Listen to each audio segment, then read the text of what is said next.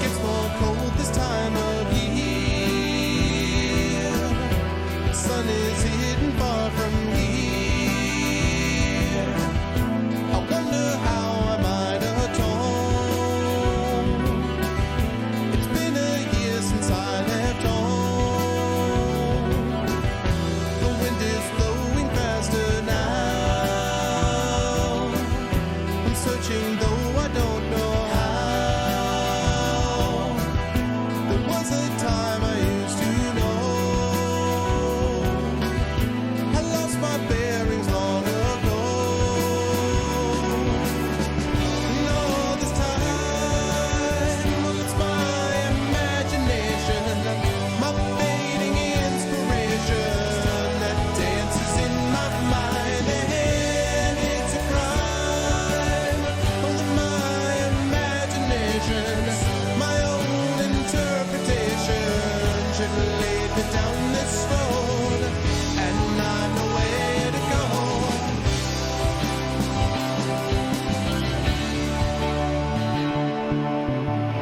To find my travels as you As always, to find those travels as you can. What's going on, chat? believe I'm not your man. Hello, Goglings, Gogorifics, Gog types, Gog peoples, Gogs of the world unite. How's everyone doing? Welcome to Pen and Pixels. It is episode 277 of Pen and Pixels, and I am your host, Arvin Eleron. This is the show that we do here every Tuesday from 4 to 7 p.m. Eastern, focusing on story and narrative in games. And we therefore play a lot of things like RPGs and adventure games and stuff like that. And we continue, of course, doing that today with some more Neverwinter Nights to complete. But before I go any further, just let me remind you about a couple of ways to support us here on the channel.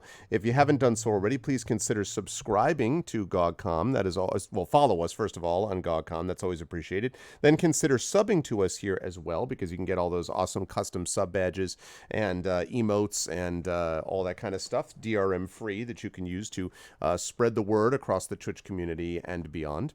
And if you haven't already done so, please consider clicking through to our individual channels, because we all have our own individual subsystems and Patreons and things like that as well. And while I'm on that subject, by the way, let me just remind everybody that we do have something cool going on here, and that is, wait for it. I want to make sure that I am up for this one. There we go. Like that. There we go. Hi, everyone. So just as a reminder, we have got a big event coming up on my channel with which GOG is very much connected. So we remember this weekend on my channel, starting on Friday night, we have got ARVCon. It is the 7th annual ARVCon, and it is done to benefit the Damon Runyon Cancer Research Foundation, which does incredible work in a fight against a really terrible and dreaded disease that has an enormous impact upon the world. I understand that that has also been what we've been all living through with the pandemic, but cancer has not slowed down while everything else is going on. And so Damon Runyon is what we typically support. We're going to be doing that again this year, and GOG is going to be prominently represented as part of this. First of all, yours truly, I am actually running, of course, ARVCon as per usual, but also we've got a lot of things going on in terms of the events that we have featured, and the particular ones that are GOG related that I want to mention is that on Saturday, we're actually going to have the D&D with GOG Storm King's Thunder finale. So Pyron Jade, Tasty Chai, Darksaber 2K, and Peripheral Mike will be joining us for that, starting at 4 p.m. Eastern, closing off, I hope, around 8 p.m. to 8:30 p.m. Eastern. That's the hope. That's going to be happening on Saturday, so you'll have the finale of that event. Then, of course, you will have on Sunday night, you will have the amazing Kilgore Trout, who is going to be one of the featured people as one of the musicians for the concert that we typically do. So we've got GogCom prominently featured, and of course, most important of all probably, GogCom is also sponsoring us on this, as well as 9 other companies. There's actually one secret company that's going to reveal itself later, and if you are here, especially around the D&D with GOG Storm King's Thunder finale time on Saturday on my channel, you might see an example of how that company comes into play, he said mysteriously. But the official ones that we know about include GogCom, and GOG will be giving away game codes and stuff like that. We'll have giveaways all weekend. We will also have, of course, some events, and we'll have some giveaways for the top donators. But even if you're not donating and you're just there in chat watching and spreading the word, you'll still be eligible for the draws that we're going to have for various game codes and dice sets and physical books from Pegasus Spiele and many other companies. And all of that is going to be happening during the event. Every $100 basically that we hit towards our goal. Our goal is $2,500 this year, and my hope very much is that we're going to reach it. Every $100 towards that goal, we're going to be doing another one of these giveaways. So there's a lot of giveaways, a lot of fun, a lot of tabletop content, and a lot of GOGCOM featured over there. So you will want to be there for that.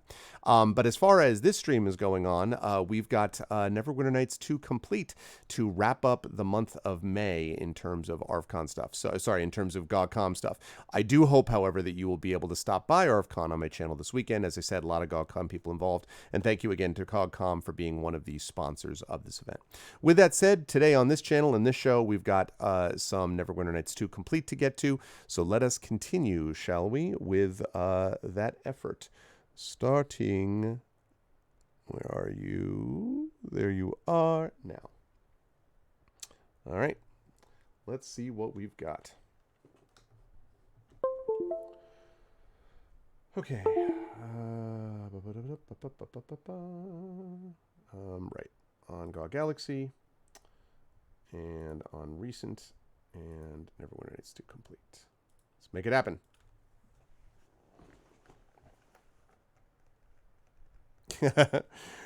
What's up, Kilgore? No need for the what face. I know it's hard to believe that the world famous Kilgore Trout is going to be doing this. I can't believe I got him either, to be honest with you.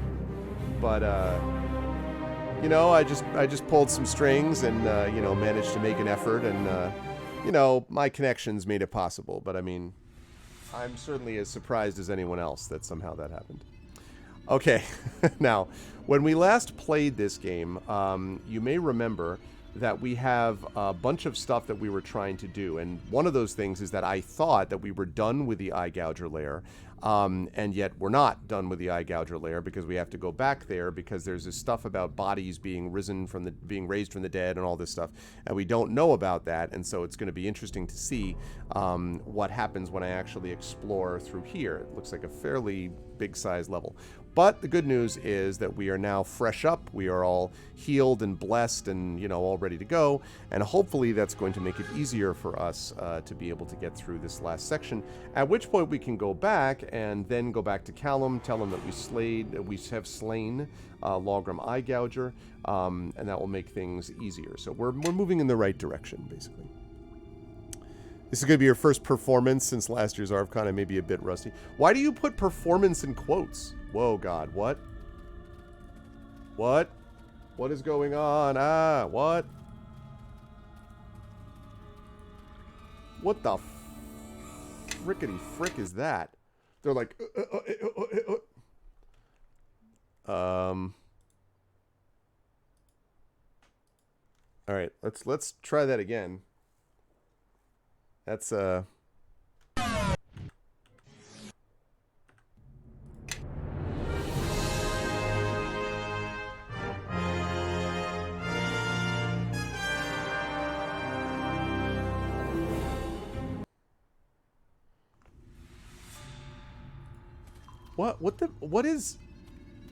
what is going on? Why is it doing that?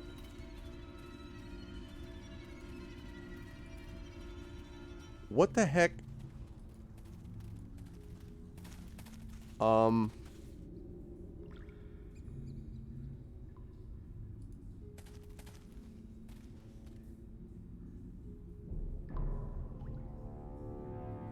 Restart the computer? Why would I have to restart the computer, though? I was just playing this just a second ago. I mean, okay, I'll restart it, but I don't have the faintest idea. I was just using it.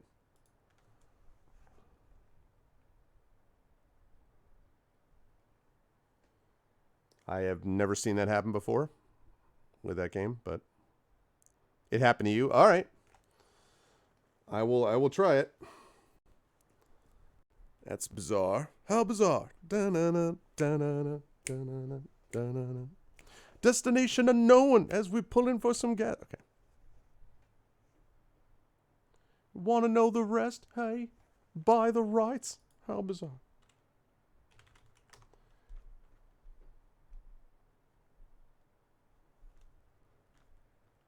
Yeah, exactly. Have you tried turning your computer on and off again?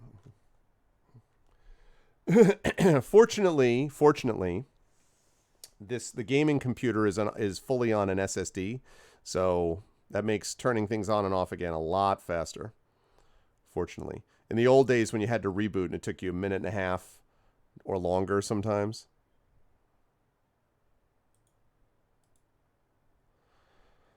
Okay, here we go again. Let's try this again. Activate. I'm glad that I'm not the only one who's encountered that though. Yeah, I know. No, I mean I'm perfectly willing to believe that it'll work. I'm not denying it that it would work. I don't understand what happens. That's all. But I'm certainly not doubting that it could work. All right, cross your fingers here. All right, yeah, there it is. Woo! Back to normal. It's really strange. Oh, I see. Yeah, that highlight reel. Thanks, Hieronymus. Yeah, I guess I don't know. It was weird. Yeah, if you have not seen it, chat, the latest highlight reel done by fellow streamer, GOG streamer 8-Bit is amazing. So good. You should 100% check it out. It's pretty awesome. Oh god.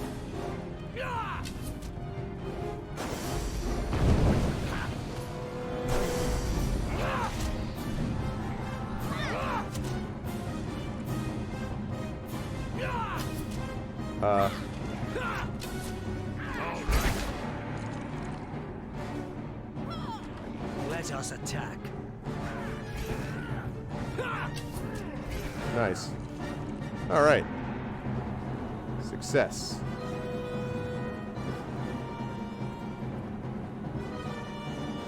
Okay, so shockingly, we have ghouls down here. I know you're all shocked. I know you're as shocked as I am to hear that there are ghouls down here. Oh, yeah. Such a good... The Pyron's, the highlight with Pyron doing the Goblins game while I was doing Greedfall, the dance section in Greedfall was really funny. And we even got some Neverwinter Nights 2 in there, chat. With a little bit of my imbue arrow kaboom. That was good times. Okay, let's see. I mean, I could go anywhere, but let's try here. The line must be drawn here.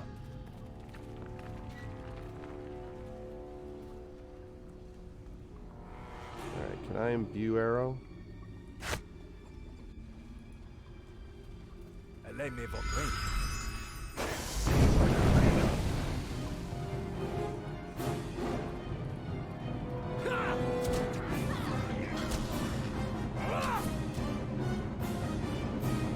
As usual, they're never affected by their own trap.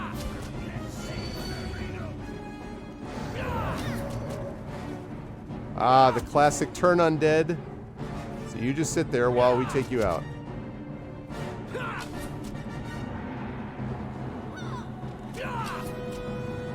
Ah, it'd be great if you could actually get out of the way, everybody. It'd be really lovely. Ghast claws, huh? Alright, what is this? Bracers of archery. That's great, but I've already got bracers of archery.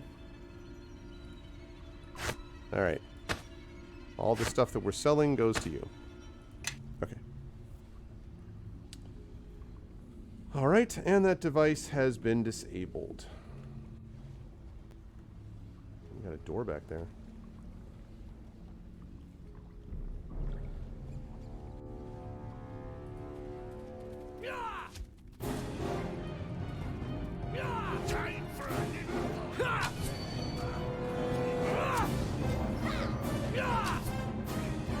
Okay. 40.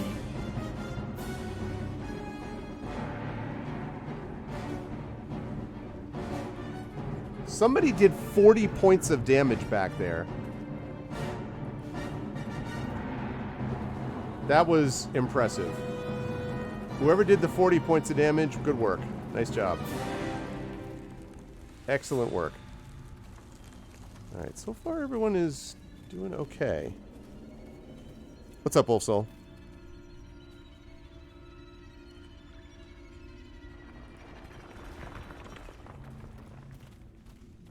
Alrighty.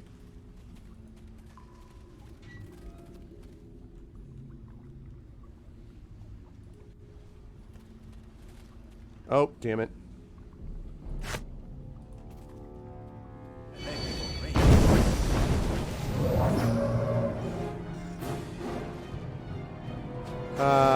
I love Imbue Arrow. It's so good.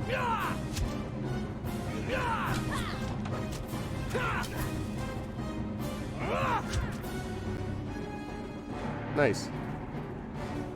I'll tell you what, if you want to deal with undead, let me recommend you get you a cleric or a paladin.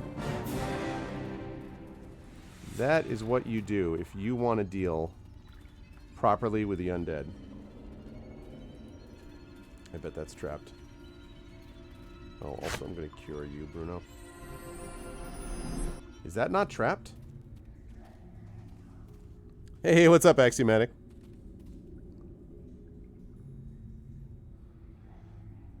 Turn them into pleasant little...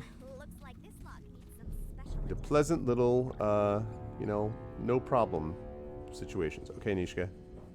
You waiting for a special... Oh. 2 gold pieces. I am listening. Someone locked a chest, put it in a cave full of undead to protect 2 gold pieces.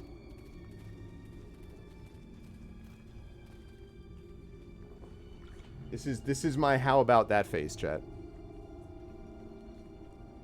How about that?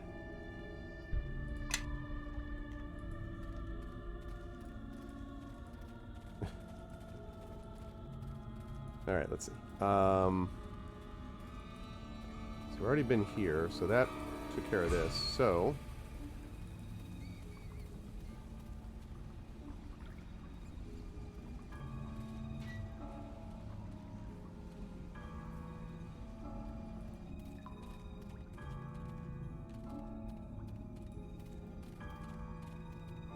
I don't want to go too far because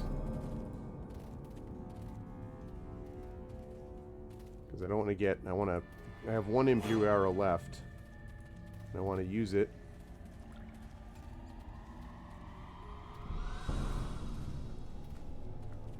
Uh-huh. That's what I thought. So... Kaboom!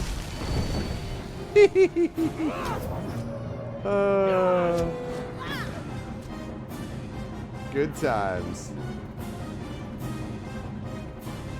Ah, yeah. Imbue Arrow is so much fun. Alright, go fix that, Nishka, while I pick up this stuff. I cannot carry this weight and still move. Oh, stop complaining. Alright, you carry that, Pack Mule. I mean, Kelgar.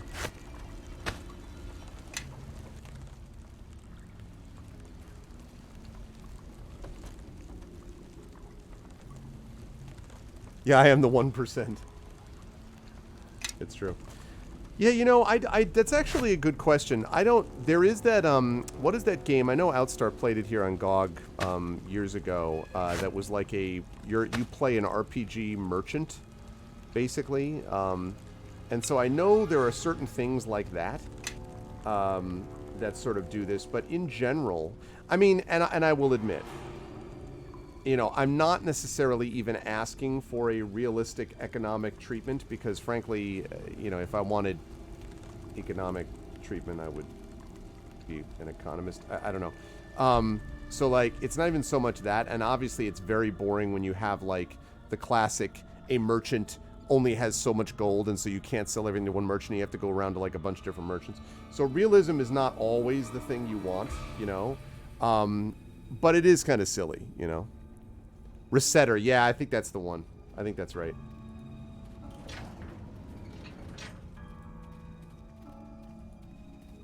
We have a crate. Okay, let's see. Now, see, I do like having regular arrows now because I imbue them. Let's get rid of that. Because I imbue them with, as an arcane archer, I imbue them and they're plus, I think we're up to like +2 now, is how I do that. So,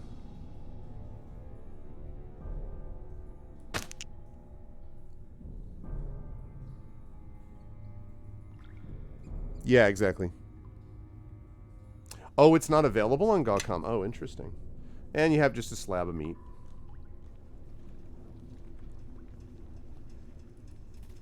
Yeah, I mean, like, because hyper-realism doesn't interest me either. You know, these things are always an abstraction. It's like when people are like, you like, well, what is hit points anyway? Why would you have hit points? Like, hit points doesn't, like, okay, it's an abstraction, right? It's not literally how much health you possess.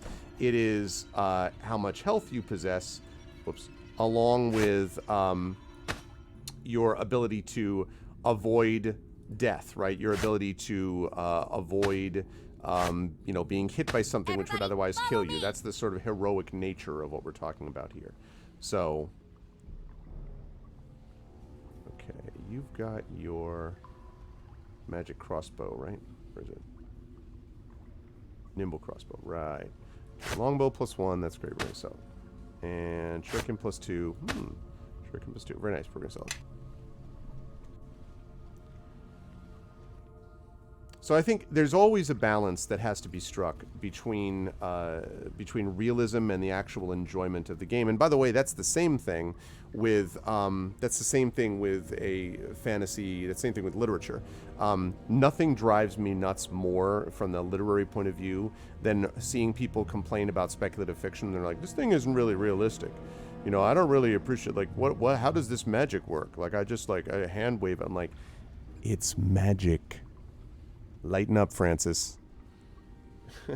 Like, consistency of rules is one thing. Having to explain how every physical component of everything works is not what 80% of the reader population wants from a book, okay? They want an entertaining story. Take it easy about how it actually works.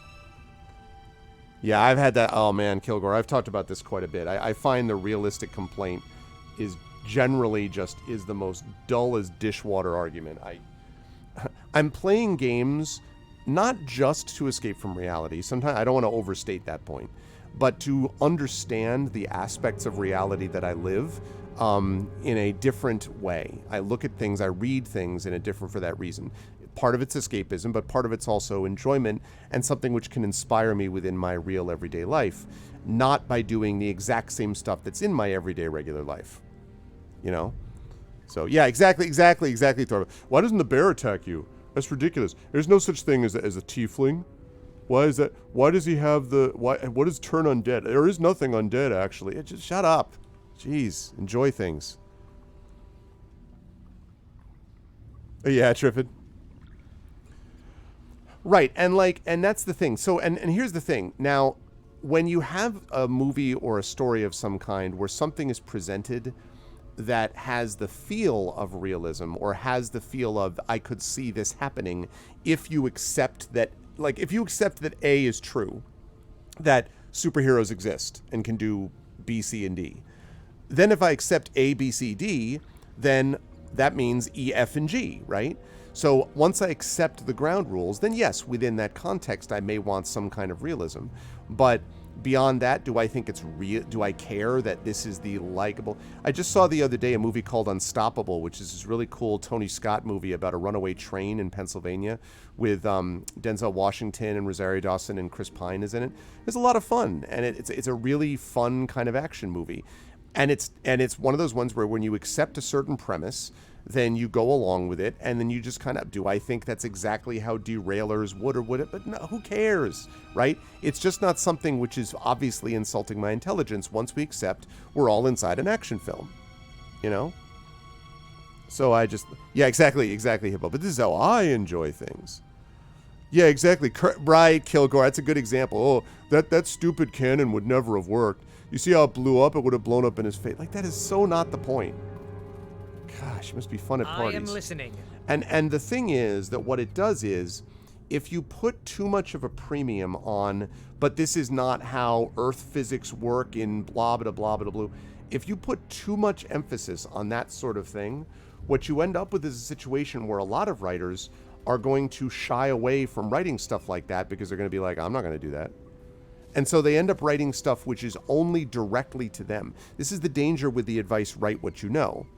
You should write what you can inhabit, right? If you can inhabit a worldview, if you can experience and be inside of a worldview or a way of being, then you can write about it. But you don't need to be those things. I don't need to be a Martian astronaut to write about Martian astronauts. It's not true.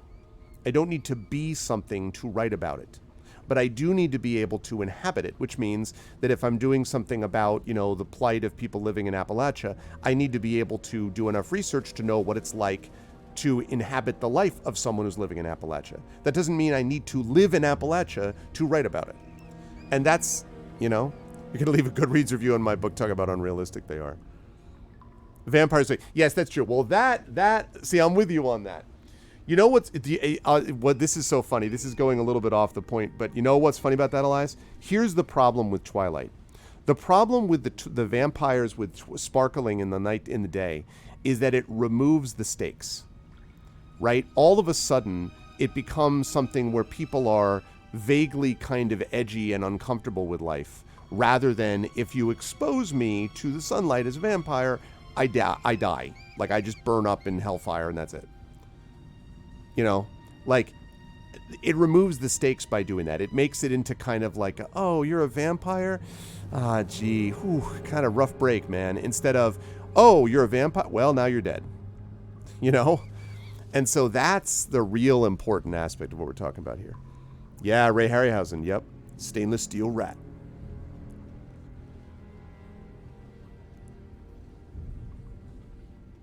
Well, but see, here's the thing, though. Here's the thing about the plot hole. This is the thing I never understood about this, and I know you're not saying this, Miranda. I know you're just reporting someone else's thing. But here's the thing, okay? Exactly, Diginferno. Here's the thing that drives me nuts about why didn't we take the Eagles to Mordor? Did they miss the part where the Nazgul are on winged beasts? Like, Mordor has an air force. They did see that, right? And that the Nazgul the winged beast are faster than, and certainly stronger than, the Eagles. They did get that, right? Like, I'm always like, do you remember when they were on, like Tolkien anticipated this. This is not a plot hole. Good luck. And so when people are like, well, they should have taken the chance. You would like to take the chance of sending someone on a commando raid on an eagle into Mordor where all the Nazgul are going to attack them so that we can drop the ring, because it's got, what, a 50-50, a 70-30, an 80-20 chance, a 20-80 chance of getting past them. So we drop the ring into the middle of Mordor. That's what you want? Instead, what they did was they sent the ring into Mordor, but they sent it in the hands of two hobbits who no one knows anything about, basically, who are the most, stealthy, minimalist group you could imagine. And when the Eagles go to rescue the hobbits, you know why they're able to do that? Because the Nazgul are dead. Good gravy. People are always like they've owned Tolkien. Like, haha, well, of course, Tolkien. What about the Eagles? And you're like, what about they had an air force? It's Win. Win is injured. No, Mirinda. The Great Eagles are very powerful creatures, but they are not a match for the Nazgul. They are. I don't think they're even faster, frankly, than the winged beasts of the Nazgul. And if they are, it's not going to be by much. They couldn't take that risk. And the Eagles, let's say the Eagles do get into a dogfight with the Nazgul and the winged beasts. How do they do that with someone on their back? Right? That the Eagles, when they save the dwarves and the Hobbit, bring them up to their eyries, but they're just going up, sailing, and they're going this way, right? Spiraling up to their eyries. They're not spinning, looping, banking, loop-the-looping, whatever they would have to. They're not fighting with their claws. They can't do any of that with a rider on their back. A rider would fall. So, no. The reason not to use them is not about the corrupting influence of the rings. The reason not to use them is because the Nazgul have an air force. That's all. Yeah, exactly. And that's not even to count the idea that the ring would have manipulated. I mean, and what is the... And, like... And Sauron, do you think Sauron might be a little bit interested in an aerial battle going on in Mordor? The eye would be like, whoops, right there. Yeah, just put the ring on an eagle. That's what we needed. We needed the ring to we needed the ring to be on the eagle's beak, you know? Now, I am the greatest of all eagles. Caw! Like right, exactly, Live's doing. Why couldn't they just fire into the volcano with a giant arrow? Like, just... Oh, man. This place. Someone is using the dead for experimentation. Defiling their bodies instead of allowing them to rest. And it's these guys. Ah, I thought I felt a stir within my domain. Like a bright, shining light trying to cast away shadow. Shut up, Mass Man. These people, what have you done to them? You deny them their rest, deny them their peace? Peace? Come now. Surely you recall how they died, Paladin. These mountains have been covered in blood since your arrival. After all, you led these dead into one glorious charge after another. I think what I have done is mercy in comparison, and I shall also grant them a chance at revenge, I think. We will not allow this defilement to continue. Our leader speaks true. You face us both. I do not know what power you worship, but I can sense the evil thick Sauron's upon Space you. Force. It has touched you, and it will soon run deeper than you know. Oh, Paladin. Shadows Paladin. always run deeper than one knows. Even deep in your heart, I think. But this talk bores me, and I would be a fool to turn away such new material for my rituals. Come now. Shadow awaits. Okay. First of all, let's take out this guy. Your death has... Hello?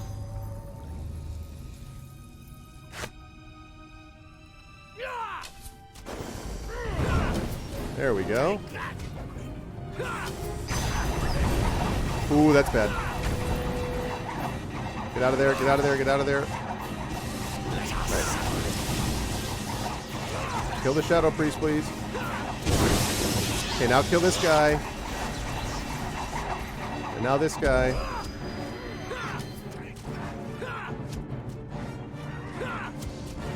Nice. Success! And Bruno did not die! Yay! We made it. You don't know the power of the shadowed side. Hey, Mrs. Dunsel. Yeah, but see, Miranda, I respectfully disagree. I don't think that it is, because as I've just described, I think it's not realistic to have sent them in the first place. It's not realistic. It's not realistic to have sent the Eagles to deal with this problem. Right? It doesn't make sense to do that because they have an air force. That's not realistic. So the stakes and constraints are, you know that the Nazgul are powerful. You also know that you're trying not to let Sauron know where the ring is, because if he sees it, he will send his people after it and he'll probably get it. Certainly if it's on the back of an eagle and you're praying to God that it doesn't fall off, that the rider doesn't fall off.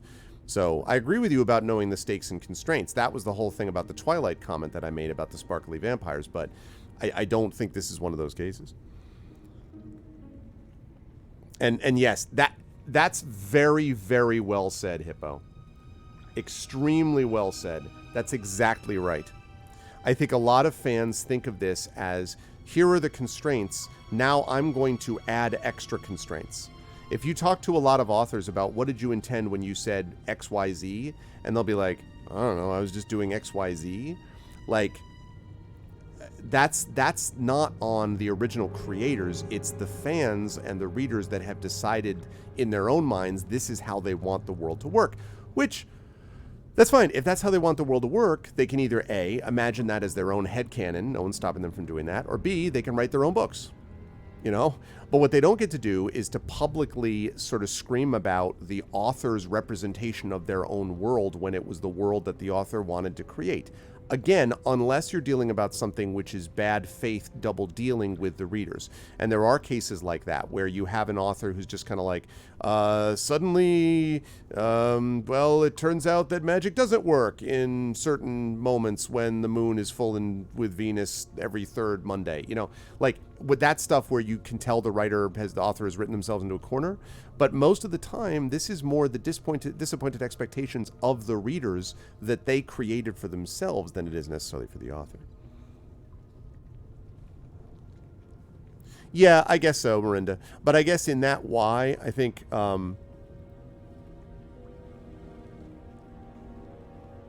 yeah, that's fair, Hippo. And I actually think that readers generally care much less about this, actually, than sometimes certain authors and a very vocal minority, but still very much a minority of fans are, in my view. But yeah, as far as the abstract complaint of it's unrealistic, that's fair. It's just that I want them to use... It's an unfortunate frame. I would say it's not consistent with the rules set up previously in the world. Sure. It's not realistic overall. It's not really precise language, I guess is what I would say. Okay. So, among the dwarven people, the father of all bards, the master talesmith, Cimarron Steelhammer. Well-versed in his people's history and lore, he traveled extensively spreading tales of their culture and achievements.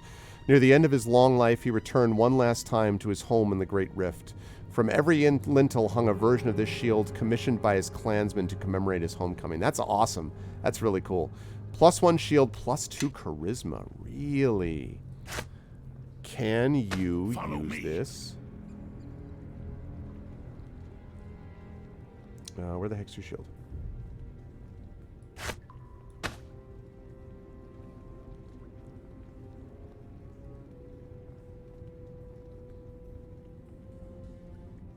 Didn't you have another shield up there before?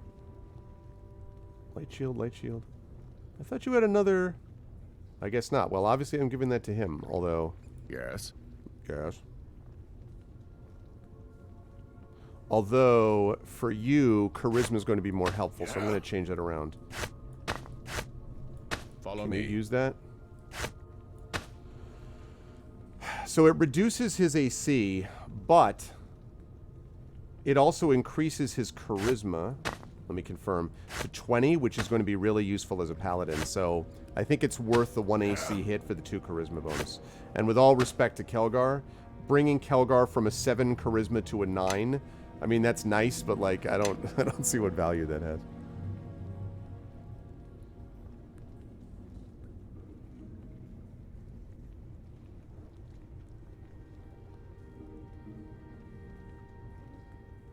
Right. And the midichlorians, what the huge mistake made, I think, in the whole midichlorian business, the huge mistake, is that it takes... Oh, wait a minute. You are not the person I wanted doing all that, but that's fine. The huge problem, put that on the quick bar, is that it takes, and I gotta go back here and cure and heal up here. The big problem is that it takes away the mystery of the story. It takes away the wonder, the mysticism of it, to say, oh, the reason Yoda is really powerful as a Jedi is not because the Force works in strange and mysterious ways, and this little creature, you should not judge me by my size, do you? And well, you should not, for the Force is my ally. All of that incredible character building work that's done in Empire Strikes Back is wiped out when all of a sudden wiped out if you were to choose to follow the story. I just ignore that part. The midichlorians are dumb. But the idea is if you were to accept it, it wipes out the mystery. Because suddenly you're just like, oh, it's because he's got more whatevers than someone else does. The hell is that?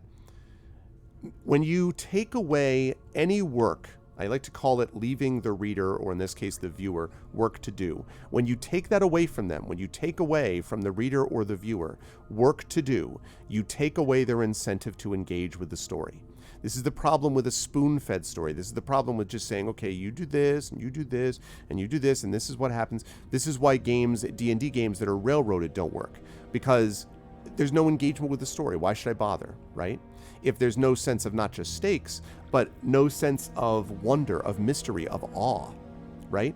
And so Yoda just like having a bunch of more stuff than anything else is, so what, you know? So, but I think, listen, this is what I would say, though. I certainly think that you should not, I think that when you get a movie that just, or a a work of fiction that just constantly, you're just like, oh, come on, what? No, what? That doesn't, what? When you get that all the time, right? I am in no way arguing that when you get nothing but that you come out of that feeling like, oh, this is like, obviously that's going to affect your enjoyment at a certain level because, again, the stakes have been removed for you. It doesn't really matter what you do because ultimately you know that the characters are going to all live or the characters are going to all die or whatever, and because you're violating the rules that you established. My only point is that if the rules are established in a certain way, even if the rule that's being established is there aren't a lot of rules in this world, then I do not believe, in my opinion, that making a big deal about that and going like, oh, it's terrible because it's not exactly like, who cares? That's not the reason that I and most readers, I would argue, come to story. It's not to actually find out how many, to use my train example, how many miles per hour it would take for a train to go left over a curve and blah, blah, blah. That's not really what most of them want. They want the impression of realism. And then once they're like, okay, this seems fairly realistic, then they can settle and enjoy the movie. And who cares if the train would actually have to be going at 82.5 to go over who cares? It just makes people feel like sanctimonious scolds when they're like, up, up, up. Right? So.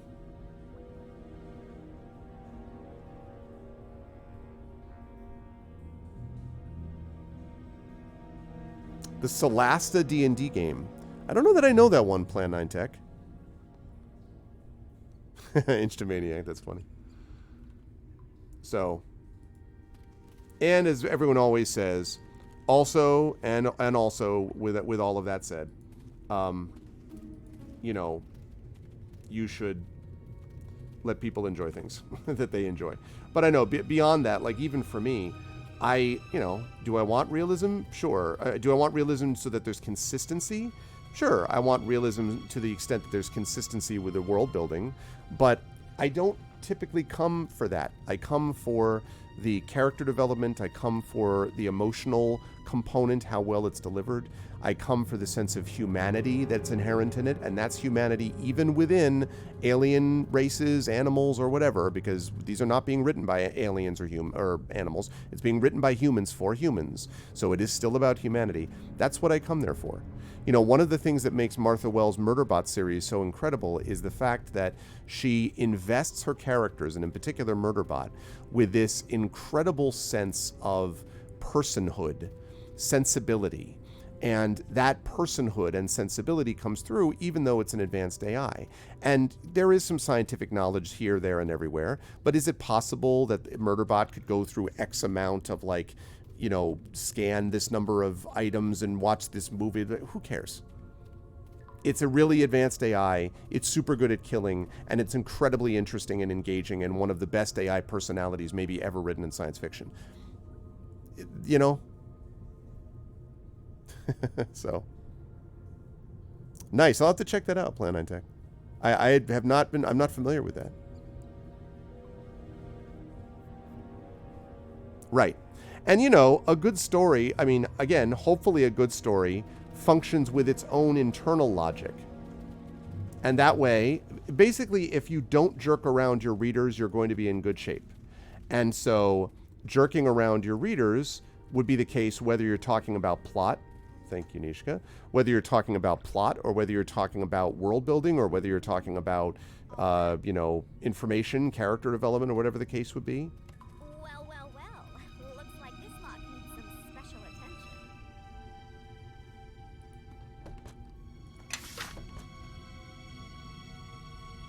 So, Yes. Gloves of the Hin Fist +2. All right. Well, that's going to go to Kelgar, even though I don't know if I'm going to make Kelgar a monk. And quickly. I have made progress with my experiments, but the drain to the subject's life force is severe. We must be missing a piece to the puzzle. Perhaps I need to find one with more power. The magelings from Neverwinter have shown that success is indeed within our grasp. I will continue to test on the corpses that my minions bring me. There are other riddles to unlock while I search for one with the raw power that I seek. Ultimate power. Yes. The raw power.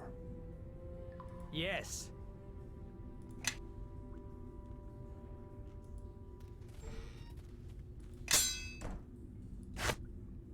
How can I help? What is this? Bastard sword +1. Okay. Yes. What do you have? You have the hammer of justice. Well, I'm not going to take that from you.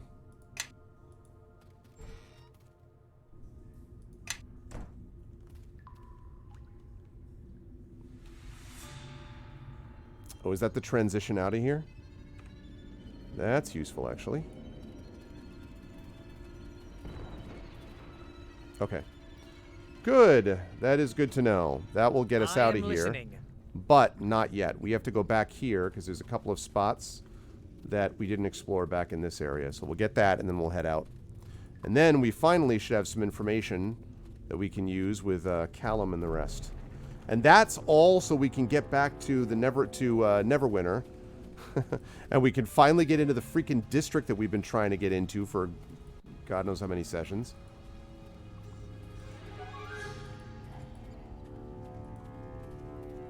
So yeah, so I always think these things are about balance, but I think if one is going for this idea of some kind of ultra realistic kind of mode, again, some people enjoy that, but I think it's not a hugely large group that cares more about that than about anything else.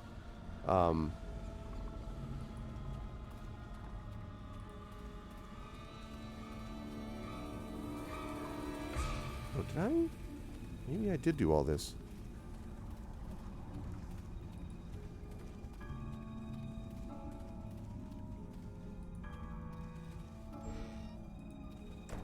Oh, and that leads up... Okay.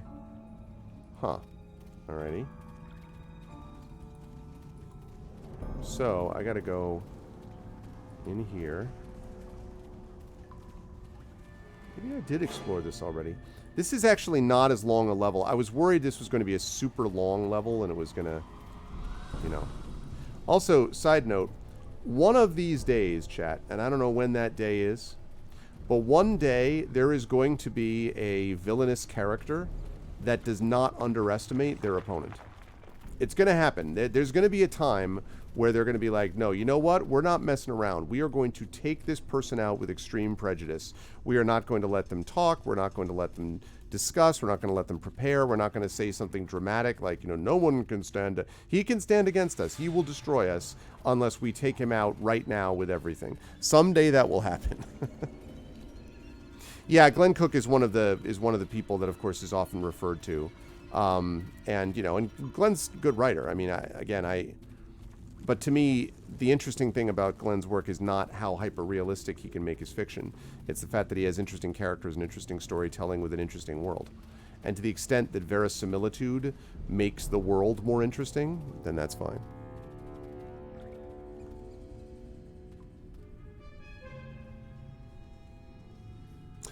Yeah, but you gotta listen, Marinda. I'm not strawmanning. I specifically said that I'm looking for consistency within the rules that have been established within the world.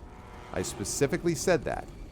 Now, the point is that if you're knocked out from something because you find it unrealistic, the question is, are those the rules that you thought were the rules established by the world, or the rules that you wanted to exist within the world, or were they actually rules? Oh, wait a minute.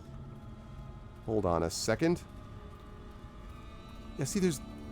Damn it, I knew there were creatures there. All right. Or were they things that you wished you had done and had, and so that's why we ended up that way. So I'm not strawmanning in the least. I said that I want consistency, but was consistency within the rules established by the world. But I want those to be the rules established by the world as they did it, not me making stuff up and then saying, why doesn't it adhere to the standards I set up?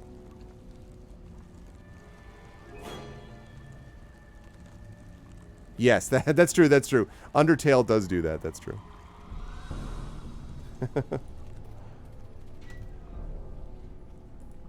Can I hit you with an imbue arrow?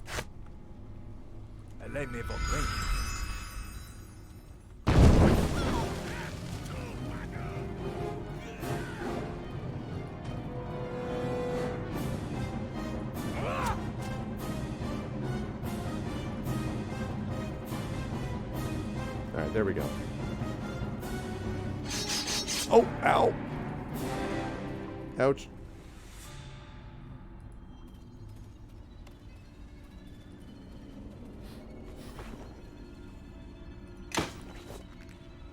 Yeah. No, I recognize those are two different, but also be aware, now see that 400 gold in a chest, I understand why that is placed in a chest. That makes sense. It's not realistic. How could you hold 400 gold? That's so unrealistic. I would also point out, Miranda, that I think the onus of of saying, you know, well, be careful because there's this definition of unrealistic and that definition. That onus is not on me or the people who argue in this way. The onus of not confusing those terms is on the people who say that something is unrealistic because of the fact that it's not because it's not realistic in the real world / it's not realistic in a fantasy world, right? The idea is they're using an imprecise term. So they're the ones, frankly, who they have no one to blame but themselves, I guess I would say, if it turns out that people then get somewhat confused about the premise that whether, you know, what they're actually arguing. So that's on them, not on me. It's not 400 grams, it's 400, it's not 400 grams, it's 400, what do you call it? 400 gold coins. It's a lot of coins, though. How many times have any of you ever had actually 400 coins on your person? It's a lot of coins. All right, who the hell are you? And who are you? Are you my interrogator for today? Tell me who you are, I'll start the torture early. We're here to help. Who are you? You can trust us. As our leader said, we're here to help. I see no reason to lie to you. I am Asani, emissary of Waterdeep. My entourage was waylaid by orcs. You're the emissary. They brought me here where I have been questioned. Quite painful, but I refuse to cooperate with them. I have coin jars with over 400 coins. Yeah, but that is 8 rolls of pennies. Yeah, horrible and sloppy terminology. So, coin jars with 400 coins. That's a lot, right? That's a lot. And, you know, for people who are like, well, 100 pennies. Yeah, 400 pennies is a lot of pennies to physically hold. And gold coins are bigger than that, right? Yeah, that's what I'm saying. Exactly what Fluffy said. You can knock someone out, you know? Proving my identity is simple enough. My captors were rather thorough during my interrogation sessions. 1,000. That's a lot. That's a lot, Grode. I mean, I'm not saying it can't happen. I believe you, but like that's, you know, that's not something you'd be like, oh, I'm just gonna take 1,000 coins with me. Like, it's a lot of coins. So you have to think about it. And I don't think people.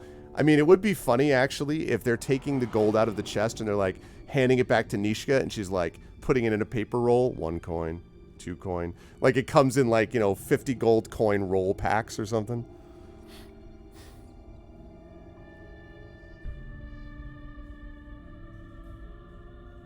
I only carry platinum coins. That's funny, Ditch. Prove my identity is simple enough. My captors are rather thorough during my interrogation sessions. They took many notes. Their own words should be enough to convince you that I am who I claim to be. If you're the emissary, where are your credentials? I had assumed you were in possession of them. If not, my captors should still have them then. If you're willing, I would like to have them back, but our safety must come first. Thank you for freeing me. I can make my way to the Old Owl Well from here. Be assured with 2 R's, assured that people of importance will soon hear of what you have done this day.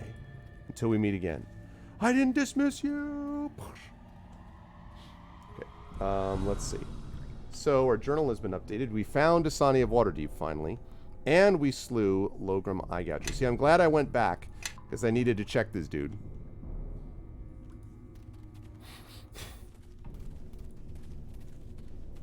That's the thing when everyone's like, they're on 10,000 copper coins, and you're like, oh, copper coin, wow. Copper coins, huh? Wow. How many of them? 10,000?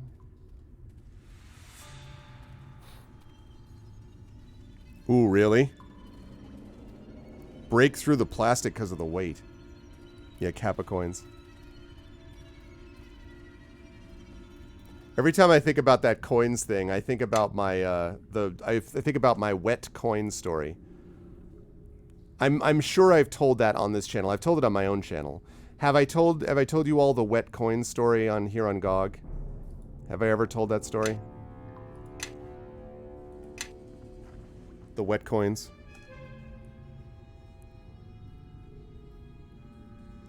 No?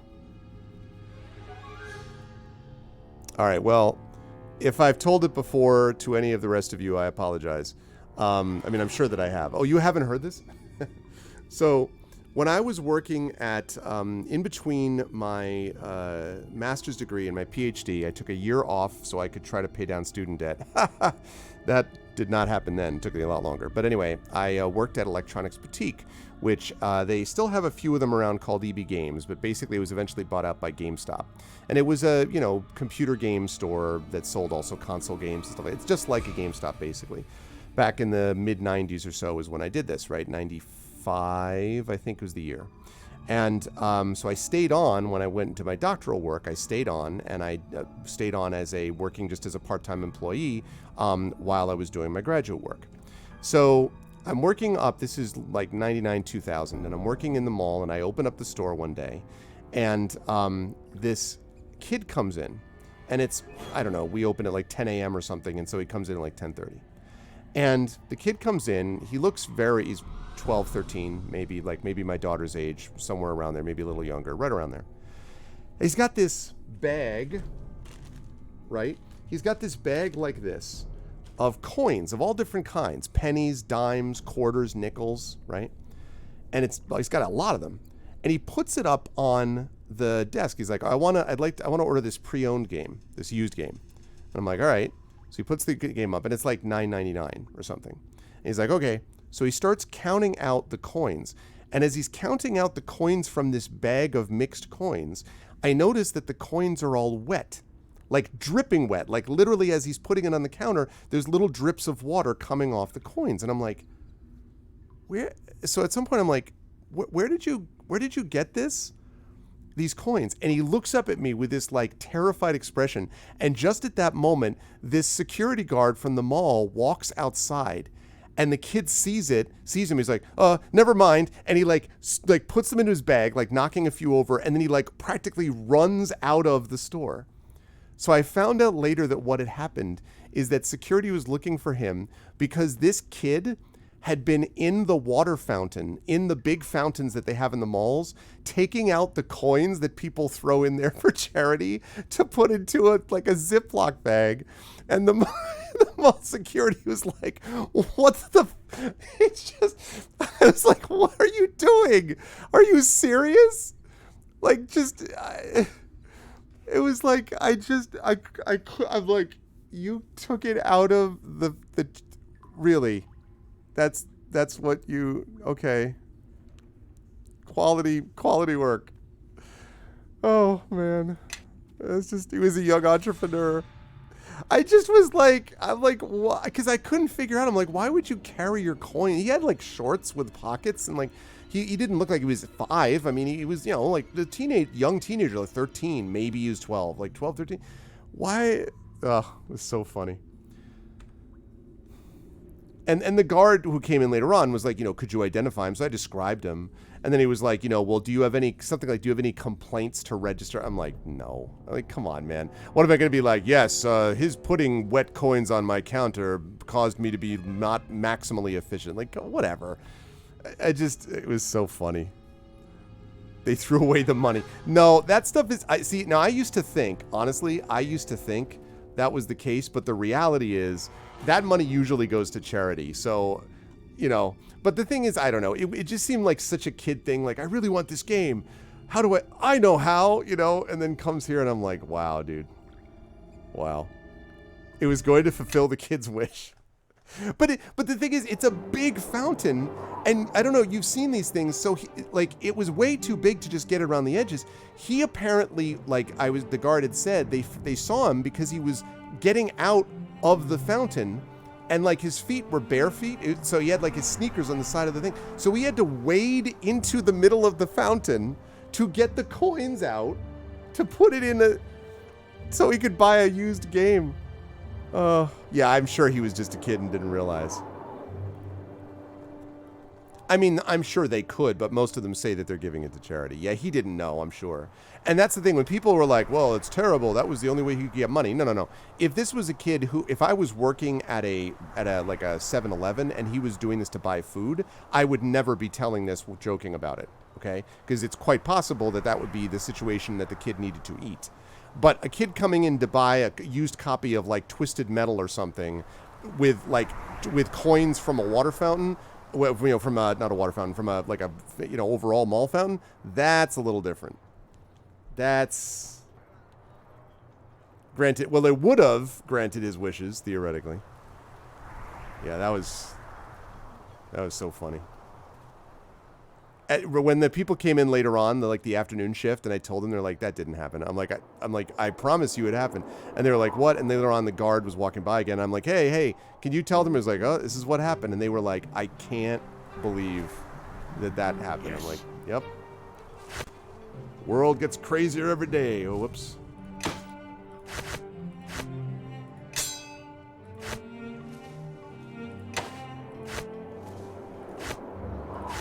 What? The store doesn't have enough gold? You mean the store doesn't have enough gold? Man, this realism is garbage. Well, it depends, Lamax. I mean, maybe. But, he didn't... But he wasn't... I mean, he was wearing okay clothes. He was... You know what I mean? I mean, of course, I can't possibly know his financial situation. I'm just saying that he didn't look ill-fed to me or, all that kind of thing. Obviously, he didn't have enough money to get what he wanted to get. But also, the game that he was trying to get, now that I think of it, probably wouldn't have been appropriate anyway. I think he was getting, a Twisted Metal game or something, which is not quite fit the age group that he was from. So I think the whole thing was more probably, I can't ask mom and dad for the money for this because they're going to ask me what game, and I'm going to tell them Twisted Metal, and they're going to say no. That would be my guess. So, oh, he was not a well-off kid. If you are making a pun, Lamax, that's good work. And I agree with you, Elias. He played a thief. Yeah. We do find money all over the place. That's true. Okay, so see this damn realism getting in my way. See what I'm saying, chat? Look at this. Look at this realism. Look at this realism getting in my way. Right here. That's what's happening right now. Okay. What is this? Oh, yeah, that gives me lots of to hide.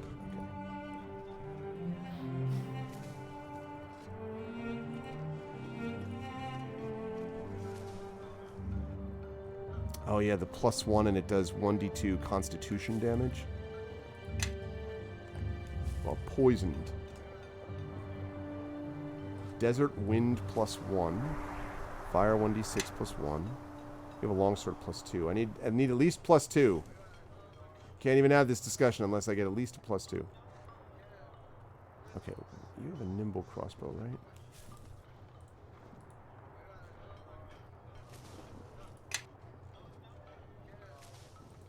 Shimmering blade.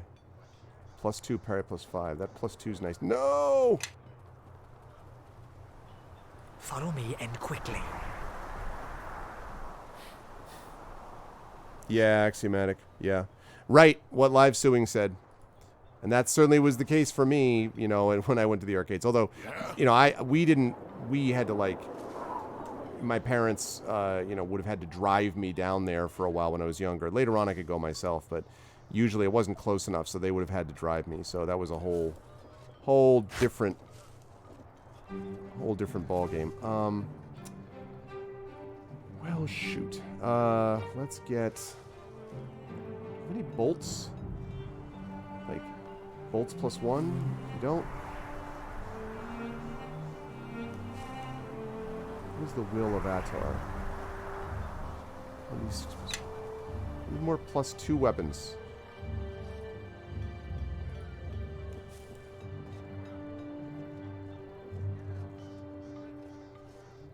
I may have to sell this back in Neverwinter. Looks like I'm going to have to sell this back in Neverwinter. All right. Well, I cleaned him out.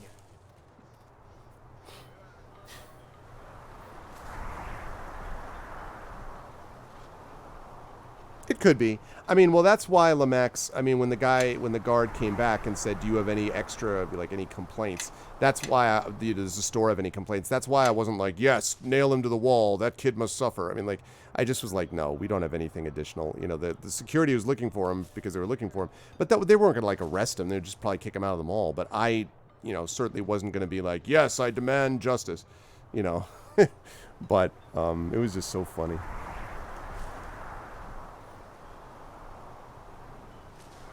Yeah, it was hard to make money on paper routes, though. I had some friends who did that, and it was always a real pain for them to be able to manage. All right, Callum, good news. Ah, there you are. The Waterdeep emissary arrived here not long ago, safe and sound. Well done. No problem. He told quite a tale about your heroic rescue. Couldn't stop singing your praises. I can't wait to hear your version of the tale. Well, and you brought awesome. Logram's Eye Gouger's banner. That would explain why the orc attacks have stopped.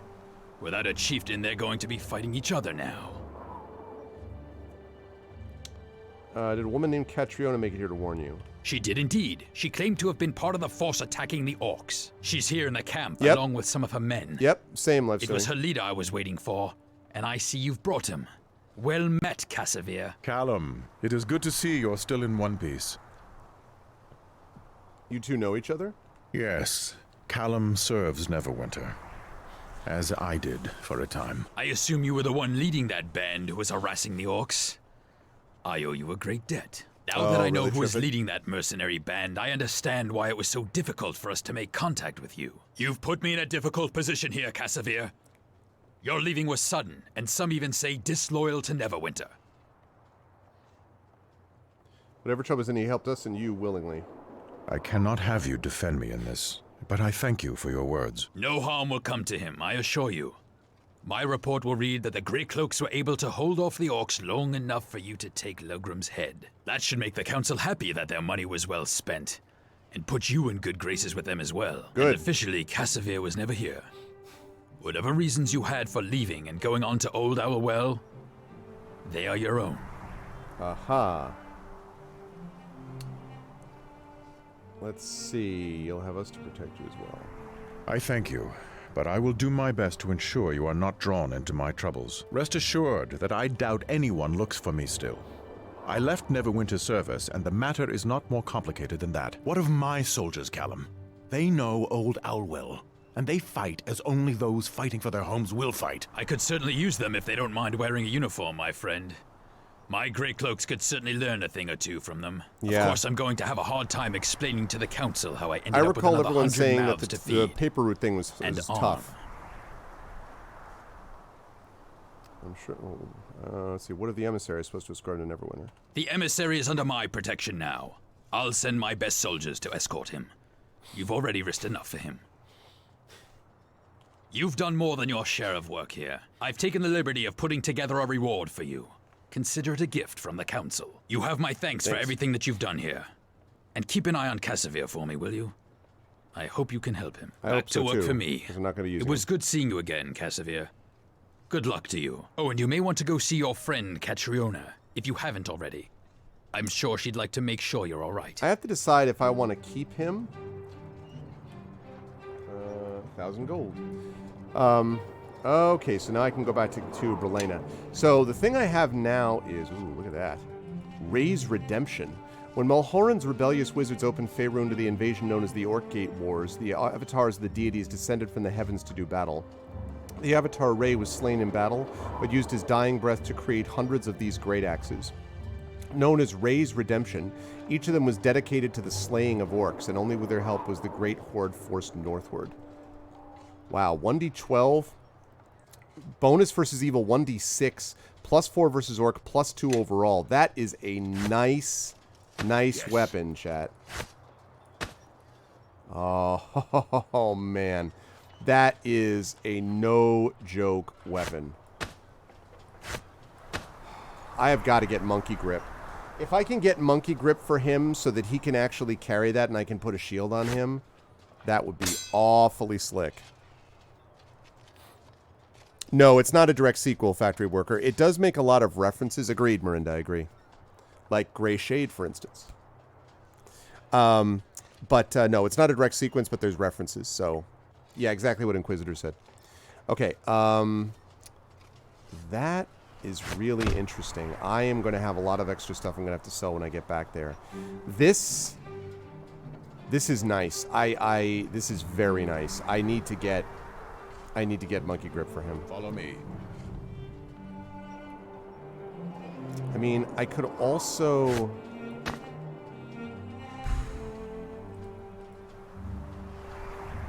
+2 versus chaotic, +1 overall. The thing is that, like, charisma really, as a paladin, is going to help him. It also boosts his AC by 2. He's one of my frontline fighters. And with Kelgar, if I give him the Dwarven Mirth Shield and equip him with, like, the Longsword +2 and give the Raised Redemption to Cassavir, that fits okay because he doesn't need the shield as much. I don't know. I think it makes more sense to do it this way. I hold on for a little bit. What are we at in terms of experience? Oh, my God. That is going to take a while for us to level up, isn't it? We'll see how he does. I may need to switch them off, though. I may need to switch them off because it'll be a little while before I can level up and get the monkey grip thing. So we'll see. Hey, what's up, Wilgaret? But otherwise, this was a great success, folks. All right. We're going to talk to Cassavir. The other problem I have is the two people that I am thinking about, I'm thinking about Cassavir, but I honestly, the gnome, I think is a better match for the party mechanically overall. But then my tank becomes just Kelgar. My crowd control was a lot better with Cassavir and Kelgar. And so, I don't know. I wish I had one more slot available. One more slot. Anyway. So, Follow me. that said, we've done everything that we can do here. So, thank you, Groden Greaseman, for the follow on my channel. Oh, which reminds me.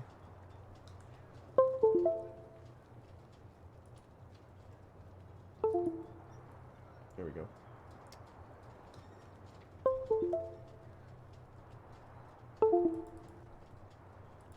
Okay. I'm going to save that there. And then I need to think about talking to... Let's talk to Cassavir. Yes. No, talk to you.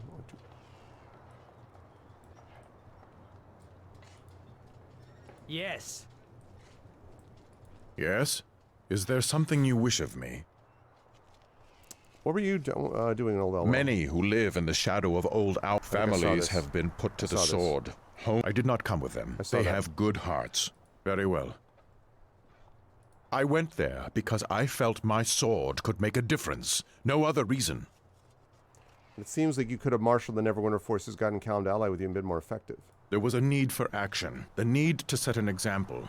To move Neverwinter to act is something beyond my strength. But a greater good has been accomplished, and you have shown that to me.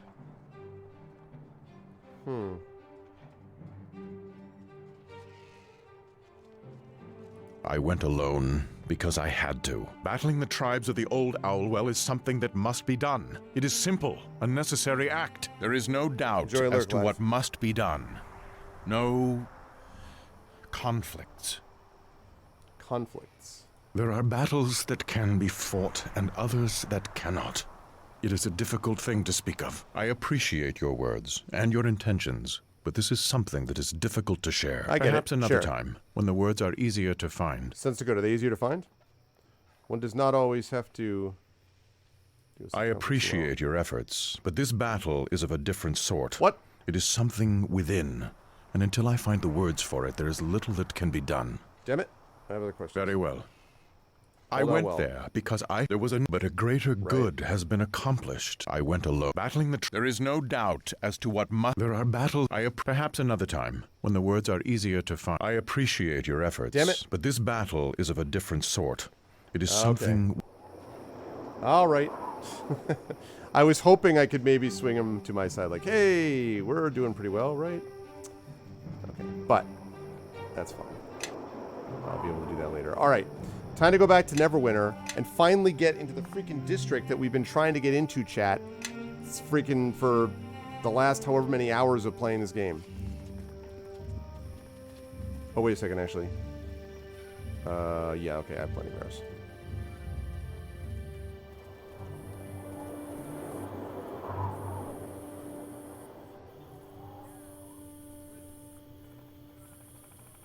Oops. Merchant Quarter, Docks District. It's the Merchant Quarter, I think.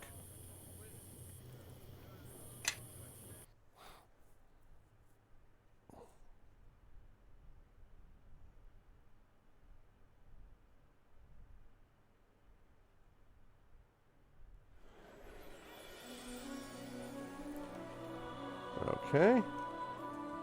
Well, first order of business is to go sell this stuff.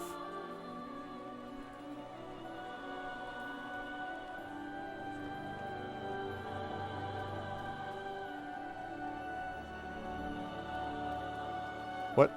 Ah.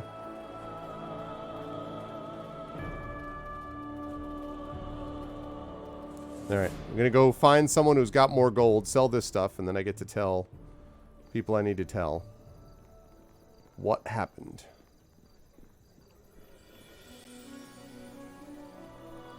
Ooh, and I gotta go talk to Deacon as well. Show me what you have for sale. Alright, let's see. So, oh, nope, nope. I don't want you to sell that. I want you to sell that. Yes. That. Yes. That. Yes. That. Yes. That. Yes. That. Yes. That. Yep. This. This. Yep. That. Yep. This. This. That. That. That. This one. You gotcha. You betcha. Light shield. This one. Let's see. Great axe. Battle axe. Heavy shield. Kelgar had a little extra stuff, chat. I asked him to carry just a few extra items. You know when you get home from shopping, right? And someone says like, "Hey, would you mind carrying this for me?" Like that's basically what we did here. So we just had a few extra little items that we just had just a couple of, you know, couple little things that we needed, and that was all, you know.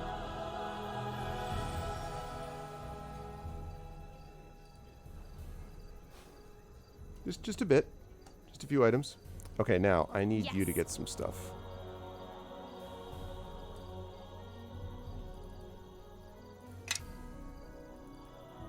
That.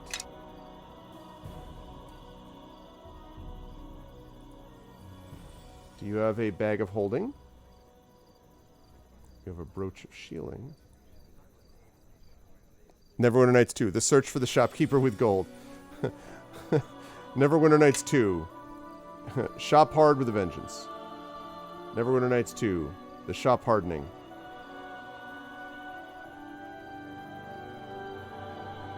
That's all crafting stuff. Great. All right, good. Now we go talk to Deacon. Let's quick save it. Now we're going to go talk to Deacon.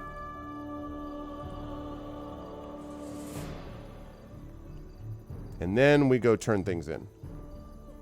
This would have been a lot worse if I hadn't gone and sold a bunch of stuff when I had to. So, there's a lot less stuff to sell. This was much worse before. Neverwinter Nights 2. Or Neverwinter Nights, shop harder. Neverwinter Nights, the shop strikes back. Alright, Deacon. Oh, it be you! Oh, that'll be you. Let's see what you have for sale. Alright, now, let's see what we got. Laggard's Plate. +2, only usable by a Blackguard. Okay. 21,000 gold. Dexterity +1. I don't have one of those yet? Oh, guess what? I'm going to buy that for 21,000 gold.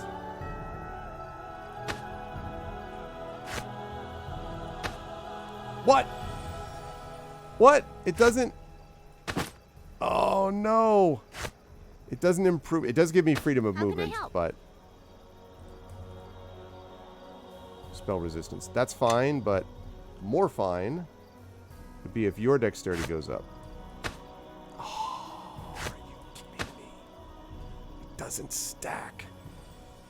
Ugh. How can Follow you me. not stack? Yeah?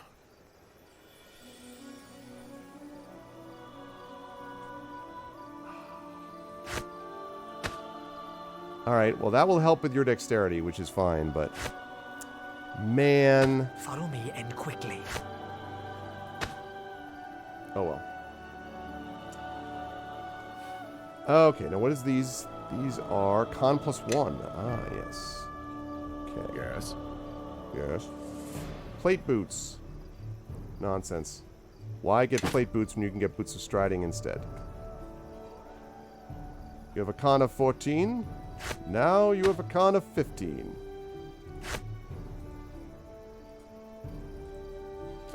Okay.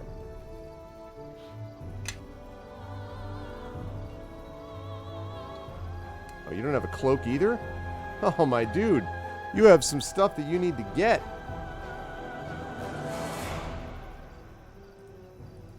Cloak of Fortification. +1 AC, +1 universal saving throws. Yes, indeed. Alright. I want it to be pointed out that we still... Wait, what? There we go. That we still have 31,000 gold. I just want to point that out. We do still have that.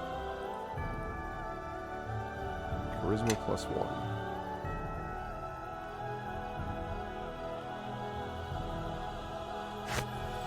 Let's bring that to you. Yes.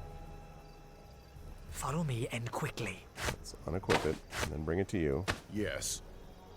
We could use more charisma from you.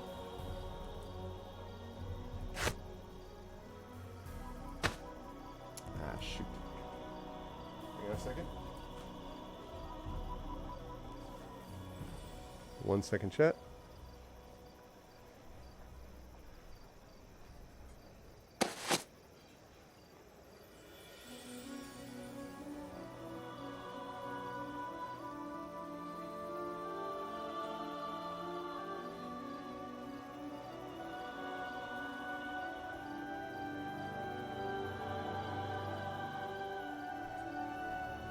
Okay. So that's not working with him either, huh? I was kind of hoping it would. Kind of hoping it would give him extra charisma, but it's not. Alright, well then...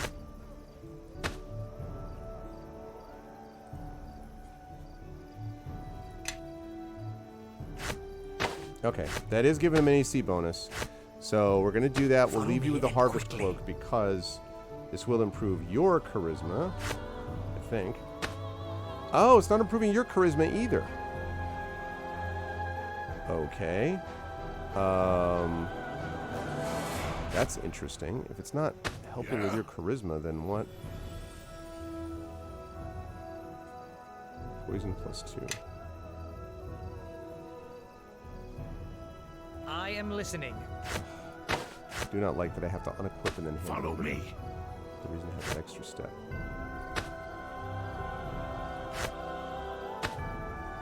Alright, that's a little better on the charisma checks. I am listening. And that means you can cast web, but also poison +2 saving throw. And immune to web. Okay. Now, let's see.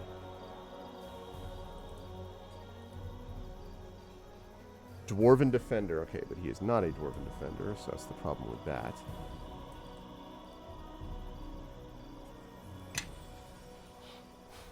Okay. Nymph Cloak +2 gives you +2 charisma, right?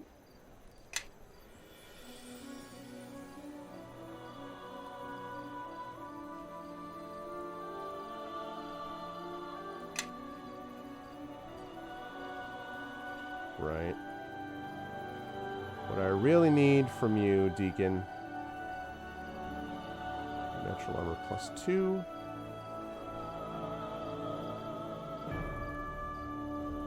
Alright. This will be good as well. Okay. So we're going to move this over to...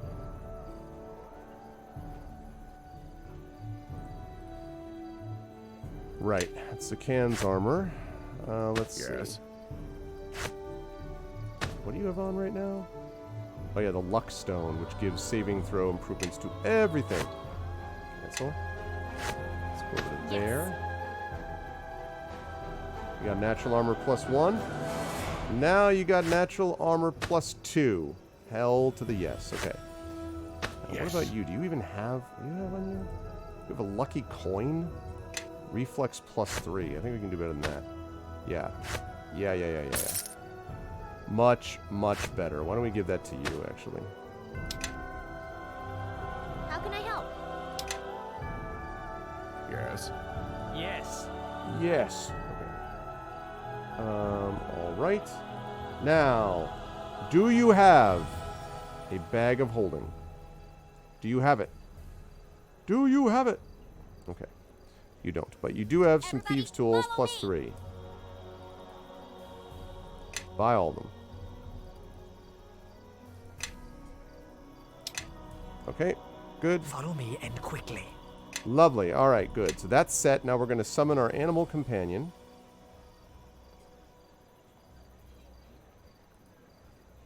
And our familiar.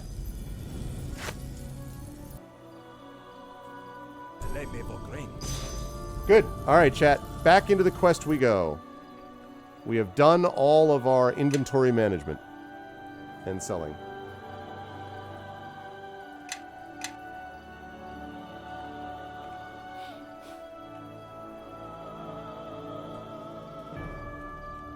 I know you're all disappointed because really what you wanted was another, excuse me, hour and a half of me just working on, you know, just working on selling stuff. I know that's astonishingly exciting. That is top stream content right there. Uh-oh. Made the mistake of trying to enter the door. Okay, there we go. Righty. All right. Guess what, Brelena? Welcome back, Lieutenant. Do you have anything to report? Oh, I sure do. I found the emissary at Old Owl Well, and he's safely in Neverwinter. You have done well, Lieutenant. You know it. I knew my faith was not misplaced. Can I get to Black You are Lake to now? be commended for Thanks. your efforts on Neverwinter's behalf. Black Lake Your now? efforts at the docks have greatly improved Great. the position of the watch. Awesome. But it has also drawn new predators. I don't care. Can I get to Black Predators Lake? from Luskan. What? What the? I need to get into Black Lake. I'm not just going to run. You know who's judging you, Captain Brelena? This. Look at this deer. This deer over here. Here, Chad, I'll show you.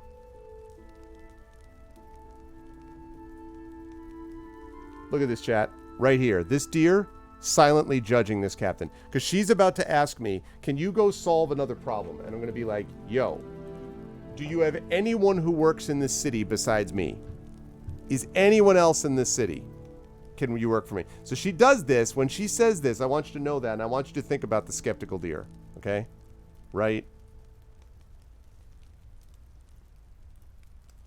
Luskan? Luskan is one of our less benevolent neighbors. We have had troubles with them in the past. A war, actually. No need to hedge words when it comes to their kind. Now, those Luskan cowards are attempting to take advantage of your success at the docks to put spies in our midst. That's too bad. Can I get a pass? We have caught word that one of their agents is attempting to enter port on board a merchant vessel from Luskan. Okay, that's great. A vessel called the Sea Ghost. Can I get to We Black need Lake? you to go to the docks, board the Sea Ghost, and stop the Luskans. Return here when you have accomplished your mission.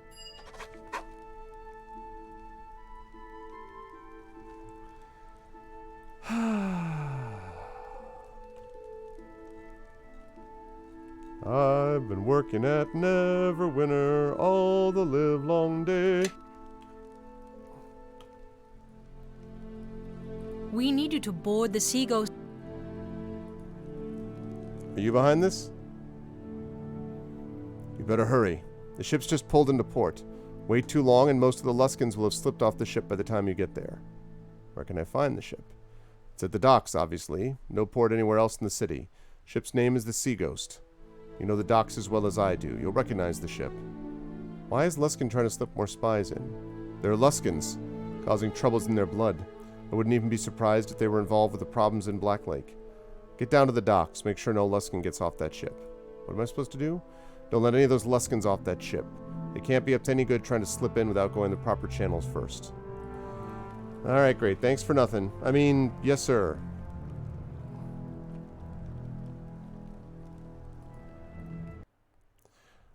Stopping the Luskins. Whoa, meanwhile... What is that outfit? And what news do you bring from Old Owlwell, Lorne? Do Grey Cloak and bodies now lie in the hands of the Shadow Priest? Not exactly. No, my lord. There were difficulties. An adventurer... You have failed me, yet dare to return? I asked you to keep the priests safe. Without them, there will be no ritual. All I asked of you was to put pressure on the Neverwinter forces. Cut off their trade routes through the mountains. Yet all you have given Neverwinter is hope, and a victory at Old Owlwell, which will allow them to concentrate on other fronts. Fort Lock and Highcliff still remain ours, Lord Darius. Neverwinter's attention will be focused there, not upon us. Fort Lock and Highcliff, yes.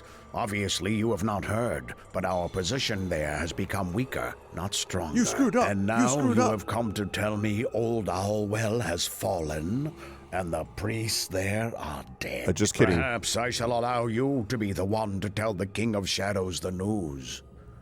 Is that your wish, Lorne? My Lord Darius, forgive me. It shall not happen again. I swear upon my life. In that, Lorne, you are correct. A common adventurer outmaneuvered you, Lorne. You really are losing your touch. Bite your tongue, Torio, or I'll rip it from your throat. He won't stop me a second time. Oh, of course he won't, Lorne. With your luck, chances are next time, he'll just kill you.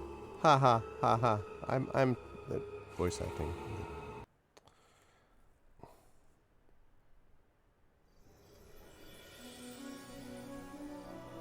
Okay. So now we go to the docks. And we go on to the Sea Ghost.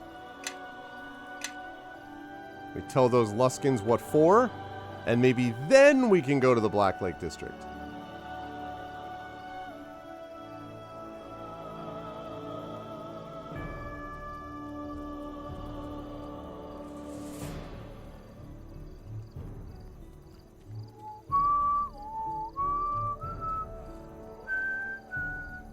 Okay. There we go. And trouble.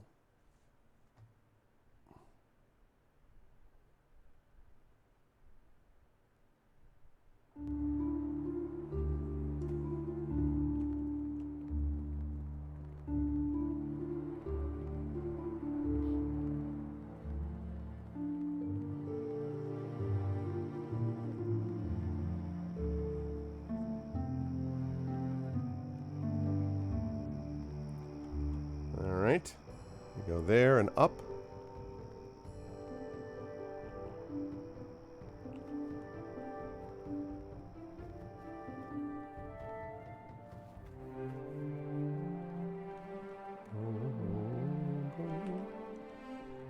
Alright, are you a sea ghost? Not that I could see it, right? It's a ghost. Ah ha ha ha! I see we have some thugs up there. Oh, man. Animal companion. Someone familiar.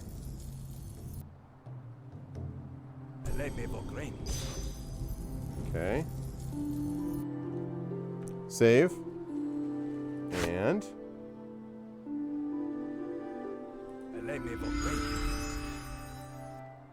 Kaboom! I like how they just stop there. They literally just stopped. They're like, I can't believe that you just exploded fire in our face. I can't. Can't even believe that you did that. Hi, I hope you're alright, citizens. There's no problem. I was just testing out a new arrow design. All seems to be looking good. Carry on. I do, right? In Bunchy, but this is my, you know... This is my menagerie of doom I got here. Yes. Especially the bunny. Cloak of protection, hey!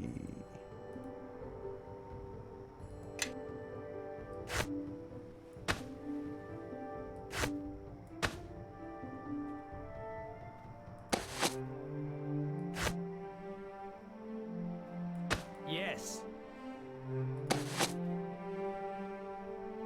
Okay. Yes. Yeah. How can I help? Yes.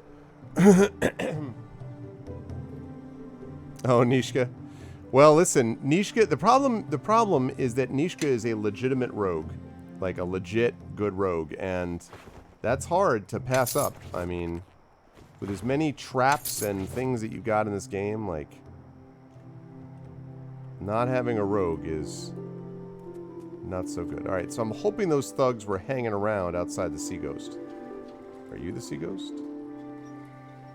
No, you're just randomly thugs? You were just sea thugs, just thugs at the docks. Alright. Well, we'll just head down the dock line and see if we can find him that way. Is that the Sea Ghost? Luskin. Yeah, a bunch of Luskins. Yeah, you know, I never really had a problem with Imoen. I think later on, at least not in the first game, you know, later, I don't know. You there! Get away from the ship, now! Is this ship the Sea Ghost? What of it? We haven't given you permission to approach. The City Watch controls this district. You will set sail and leave the city immediately. We Luskins travel where we want, when we want, and if we want to land here in this filth hole of a city, then we will. Captain Belena has sent me to make sure you don't land in the city. It's an open city, so if you don't like it, to the hells with you. Get the feeling you're not here for the sightseeing. Saw enough of this city the last time I was here, burning it to the ground. Seen enough of you as well, now that you mention it. See, all of these people are always like, well, let me tell you what, you've got no chance against us. I'm like, do you see what I'm wearing? Do you see my companions with their sparking weapons? Do you see my mask? Do you see this arrow? Do you see my bear? That's just my companion bear. That's not even my number one bear. You see my bunny? You want to mess with this?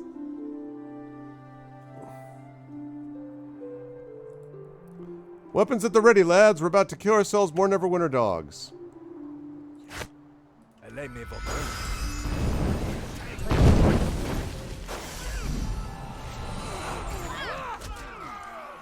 I'll handle this one.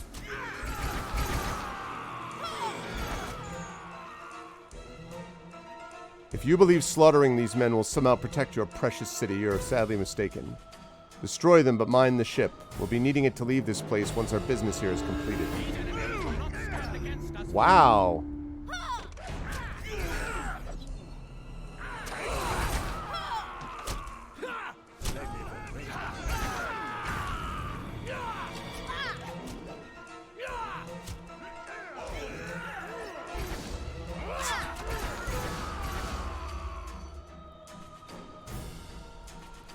So just keep that in mind. Again, it was yet another one of those. You have no chance. Ooh.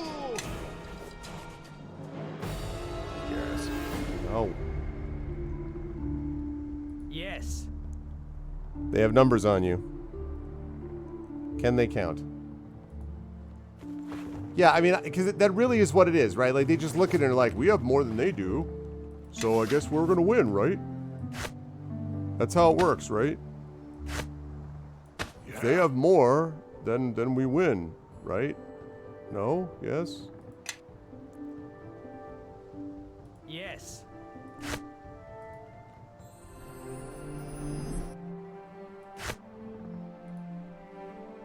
Hey, what's up, Takanjia? Good to see you, man. How you doing? I think it works as that's just the script. Listen, I didn't want to do this, but listen, it's a good wage, and you know.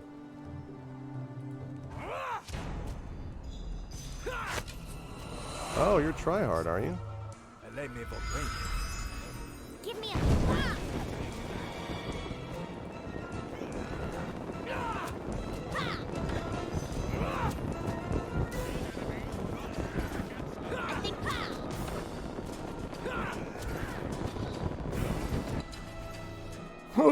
And so it seems my prey was waiting for me. I yield, Harborman. I was your prey? Indeed. My master has grown impatient with the frequency with which you cross our path. And Luskin should stay out of Neverwinter. Luskin! Ah, you think my master and Luskin are one and the same. No, it is a sleight of hand you see, where the left does not see what the right is doing. And the 4 host towers do not yet see what the master of the 5th plots. Master of the 5th tower? I wonder about that, Super Green. Oh, I mean, there are ones where creatures run away from you, yes. Yes. Black Garius, my master. But he does not serve Luskin, not at all. His ambitions lie higher than nations, I think. When Luskin finds out what he plots, I do not think they shall be pleased, but by then I think it shall be too late. As for you, you have crossed him more than once, and I was sent to remind you that you would serve us better in death. But I failed.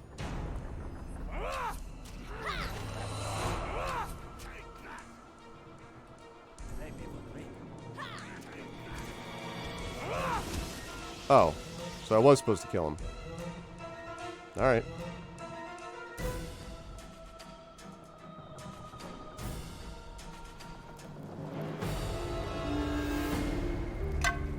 Alright. Quarterstaff plus 2, that's great. You're going to sell it. You're going to sell this. What even is this? Oh yeah. Alright, that goes to you. Going to note that I'm not pleased that I lost both my bear and my bunny in that fight. I would say, in a lot of ways, at the time it was considered sort of a successor to it in some ways. Yes, the storyline and the kind of nature of the branching quests and all that stuff would be there. Baldur's Gate 1 and 2 are superior games, I think. But Neverwinter Nights and Neverwinter Nights 2 are better games than people give them credit for, especially when you take the modding community into consideration. Because the modding community... Okay, I can go tell Berlane about this. Because the modding community has added a lot of adventures and things like that were pretty spectacular. And to this day, there's still a lot of Neverwinter Nights 1 content that's out there. Even Neverwinter Nights 2, including one of my novels, was turned into a module for this. So... I think there's a lot of good things that Neverwinter Nights 1 and 2 did. But I still think Baldur's Gate 1 and 2 are better games. But those are, you know, among the best games, RPGs ever made, for my money. So, like, you know, it's kind of hard to put these up against them, really. Oh, that reminds me, I needed to sell some stuff to you. Let's see if I can do that. Wait, I have to go here. But if you like Baldur's Gate... Whoa, hello.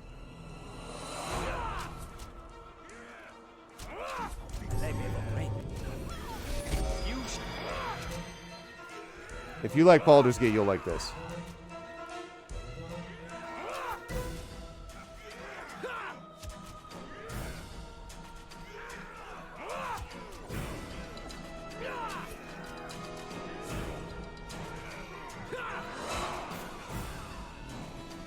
Alright, good. Man, I was just trying to get... How can I help? I'm just trying to get some places to sell things. That's all I'm trying to do.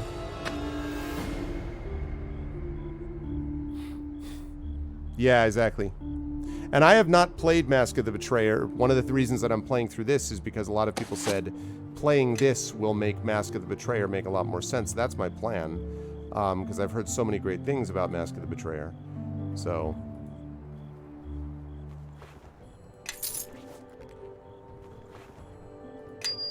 Ooh, potion to cure critical wounds. Can you give that to Kelgar? Yes. Okay. And yeah, I think that there's something to that idea about Coder and Neverwinter Nights 2 as well. I'm gonna rest so I can get my companions back. Classic kneel in the streets. Oh, really? The very, like, with Baldur's Gate, the biggest thing is, honestly, is tactical crowd control. Making sure that you're able to not be fighting everything at once, using choke points when you can, traps. One of my favorite things to do in the Baldur's Gate games is to throw down web, stinking cloud kill, stinking cloud, and then either like ice storm or just fireball them to death. You can do that without them ever even attacking you in certain rooms. All of that stuff can really help. And obviously with skeletons, some, you know, undead resistant stuff, turn undead and various scrolls like that can also help. This is what I'm doing. It's worth getting through, though, I should say, because, you know, it sets up so beautifully for Baldur's Gate 2, which is a great game. And Neverwinter Nights is great. I think Neverwinter Nights is excellent also. I will say that the original campaign for Neverwinter Nights 1, the campaign that came with it, is meh. Very meh. This one has been better and I think has some potential to be pretty good. But it's just starting to get to the point where we're in that stage. It was a little slow going, but it's starting to pick up.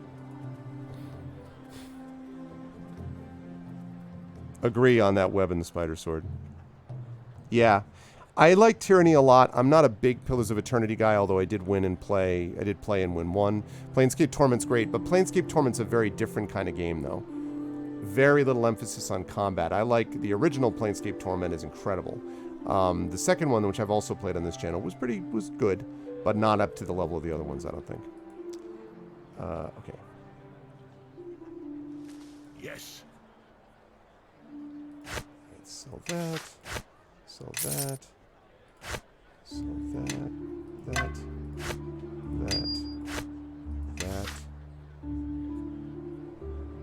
And the rest of this is fine. How can I help? So that.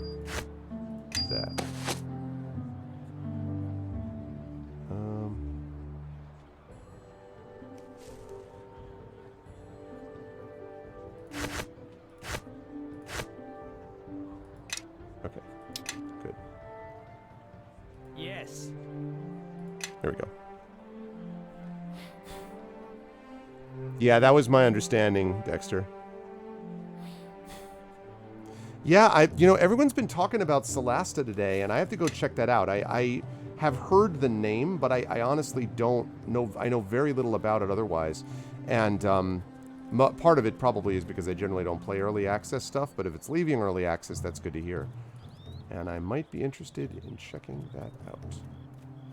I'm kind of just sort of a little bit into D&D. You might have been able to notice. I mean, it's just a bit, just a smidge. Oh wait, I have to go to the merchant quarter, damn it.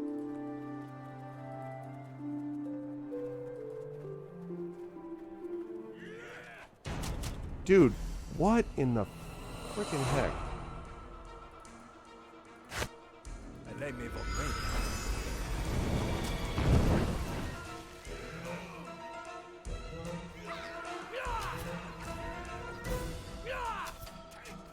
I mean, seriously, man. Stop attacking me.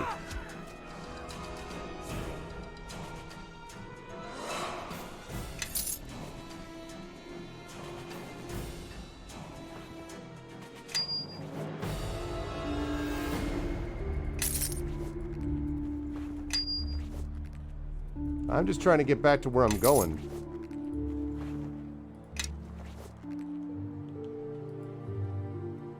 That's all I'm trying to do. Alright, good. Here's the weaponsmith. Hey, weaponsmith. Sell those thugs? Just want to sell you some stuff.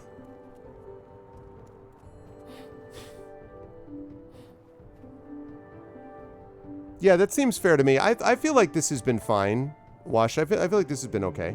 Nothing earth-shattering in terms of a campaign, but I think it's been okay. Nice, Dexter.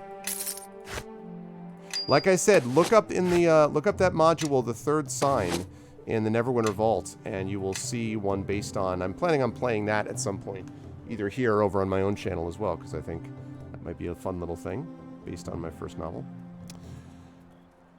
I have played Kingmaker. I've actually played that on here. I gotta say, you know, I don't know. Kingmaker did not do it for me. I think partly because I just found the literal, like the kingdom management stuff, I found completely... I have no interest in that stuff. So that kind of to me was like, eh. So, I mean, you could make the argument it does, you know, like just you could get the little things that make it so that you don't really notice that, I guess. But it just... something did not click for me with that game. And I played it for a while. I probably played for a good 30, 40 hours on here, but I just was like, eh. Did not grab me. The kingdom management thing felt so micromanagey that I just... ugh. And again, that's just me. I'm not in any way... I mean, you know, they did a lot of good work on it. Alcat did, and I'm not in any way, like, you know, claiming the game's terrible. It's just, for me, was not my thing. When I play an RPG, I want an RPG. The only exception to that is one of my favorite games of all time, and that's Final Fantasy Tactics. And that, which may be my favorite game ever. That's a little different, though, because that has... It's sort of management on the battle-by-battle level, but you're still developing your characters overall, so it's not like you're trying to serve two masters, I guess, is what I would say. So... right. Nice, Gygar. That's me as well. I bought, got the... sitting right over there. I've got all the editions except for 3.5 there. I've got the red box right there. Got the original Greyhawk Gazetteer and all that stuff. My first experience with D&D was playing it during recess in 6th grade back in the early 80s when I was playing Keep on the Borderlands. And then I got the red box in whatever it was, 84, 85, and I was off to the races from there. So I've been playing D&D and DMing. I do a ton of DMing on this channel and also on my own channel, and I have been playing D&D and DMing for 37 years. So, I've been doing it for a long time. I love me some D&D. Oh yeah, interesting, Dexter. Yeah, I just was not my bag. What's the thing I wanted to turn on? It's getting a little dark because we're heading on into the evening time.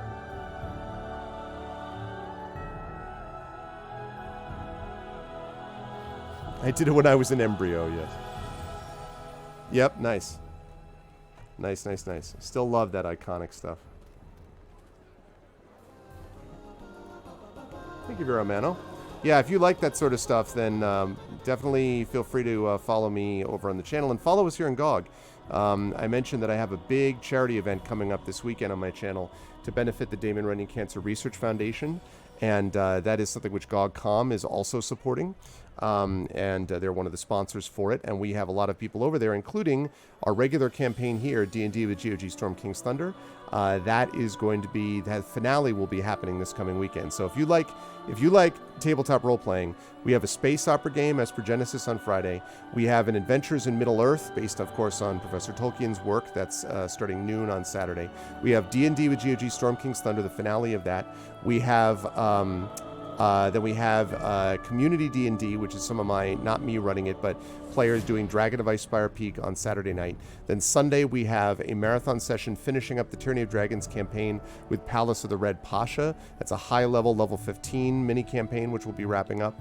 And then on Monday there'll be two more. One of them is Scum and Villainy, being run by Mike Underwood, and another one is a one-shot game, I don't know by what, but by Brandon O'Brien, who runs a lot of stuff over on my channel. So if you like tabletop, we got a lot of tabletop coming your way. And all to benefit the Damon Runyon Cancer Research Foundation. So it's all being done for a good cause. Tolkien game is the Adventures in Middle-earth. That's the 5e one. I've done a little bit of the One Ring, but I've got to be honest, I really like the 5e system. I've played many others. Talisman Adventures is a D6 system. I've played, and GM'd numerous others besides that, but I do like the AIME system. I think they did a really good job at making it feel like Tolkien. It has its own kind of flavor to it, so I really like that a lot. In fact, Cubicle 7 used to sponsor my playing of that campaign until Cubicle 7 stopped publishing it, so I'm hoping Free League is going to pick us up next. I must be like 40. Exactly, Dragon. You got it exactly right. I'm a vampire. Yeah. Yeah, no, fortunately my folks never had a problem with that. They just saw me having fun with my friends and really enjoying something that made me feel wonder and feel heroic. And at a time when I was getting pretty badly bullied, D&D was real important to my upbringing in my life. So it's very important to me. Nice, Gygar. I'm 5 years behind you. I'm 48.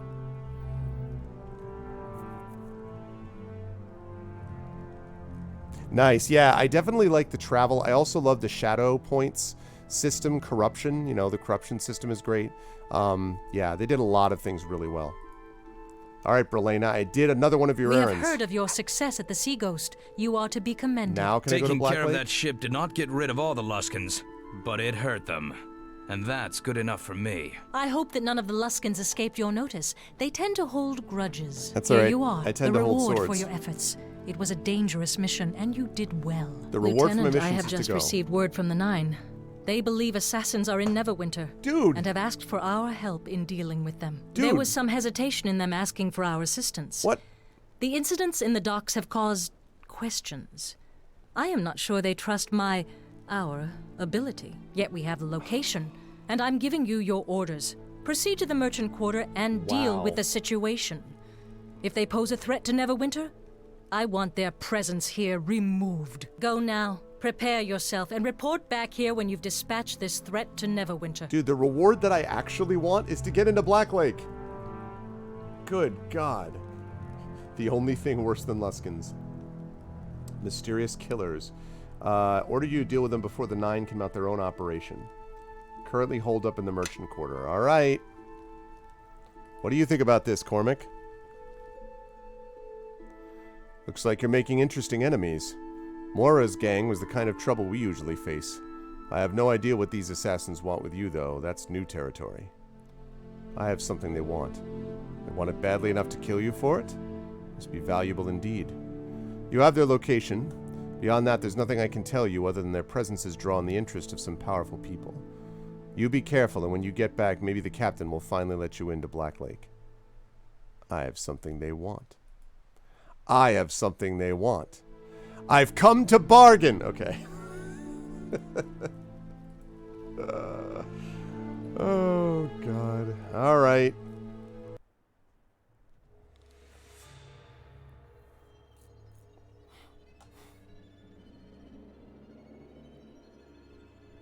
Meanwhile, the bad Lorne, guys. I've been waiting for your report. Oh, but Master, look, Lorne's face is sad. Has he had a setback? My lord, there has been trouble at the docks. Trouble? Oh, Lorne, please. Silence, Dorio. Let Lorne speak. Of course, Garius. I meant no disrespect. I said The silence. City Watch has become organized. They're taking command of the docks, and they jeopardize our position there. Several of our agents have been killed, others driven off. Curious. This is a rather sudden turn of events, Lorne. I can fix it, my lord. I swear to you. I did not gain my title of Master of the Fifth Tower by drowning Luskin in blood, and I do not wish you to do the same to the docks. It is an unfortunate setback, but one I think we can still repair, provided we use the right tool. I'm guessing that dude is the right tool. Was that animated armor right there? Okay. So, all right, good. Now, let's get out here. Let's create our animal companion. Kablam, and our familiar.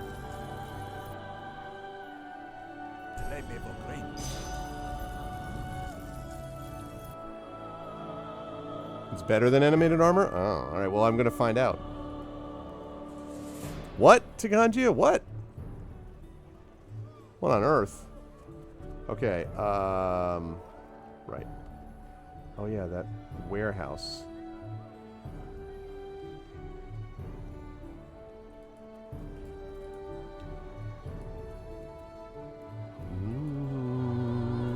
Oh, he said he needed a tool. Okay, I was like, what?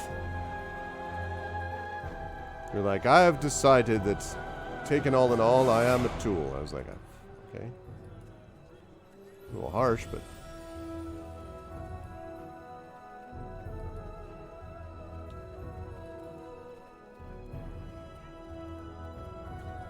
Alright.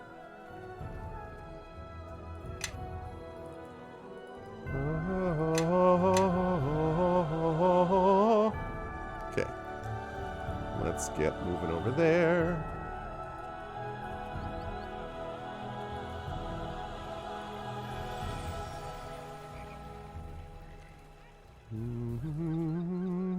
Githyanki lair. All right. Here we go.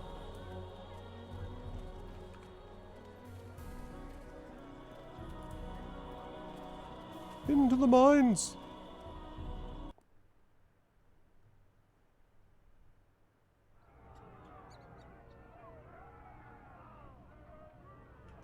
Wait.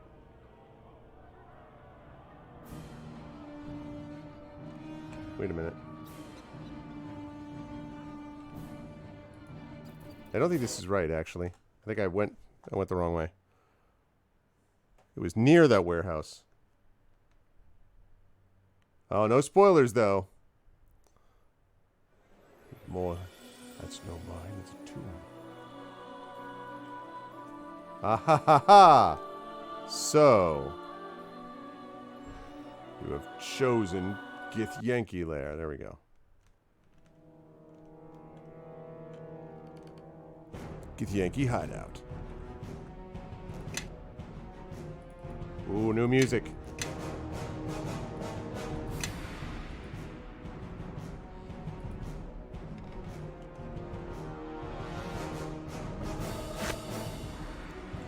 A little something I like to call kaboom!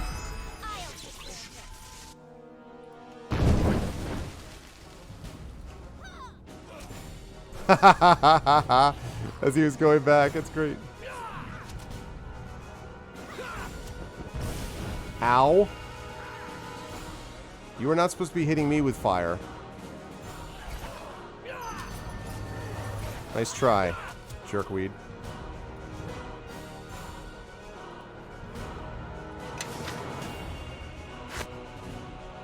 How can I help?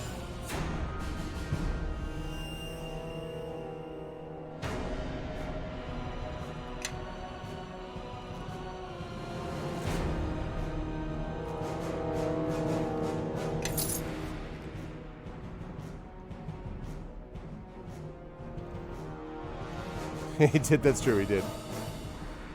It does, yeah, I agree. I find the music is particularly good, I think, in terms of how it sets up atmosphere. I am listening. I think it does that very well.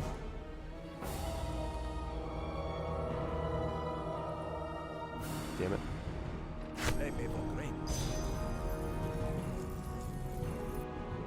I want to get my bear back. Can I come out here? Get my bear back. Shoot, really? Still? Ah, come on. All right, fine. I'll just have to kill all of you.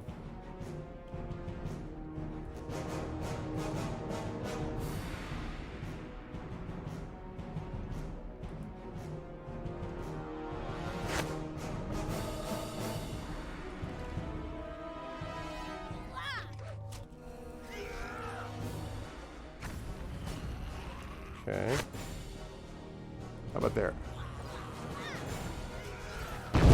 Haha! A little bit of aim.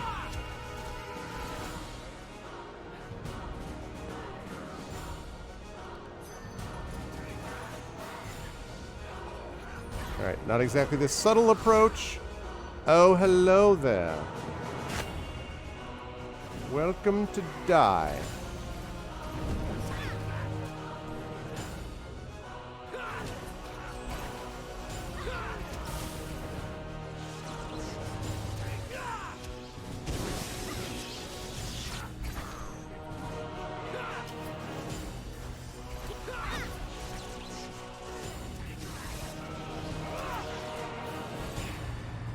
Man, that great cleave of Kelgar's has been doing work since he first got it, and it just continues to be great. It is the gift that keeps on giving.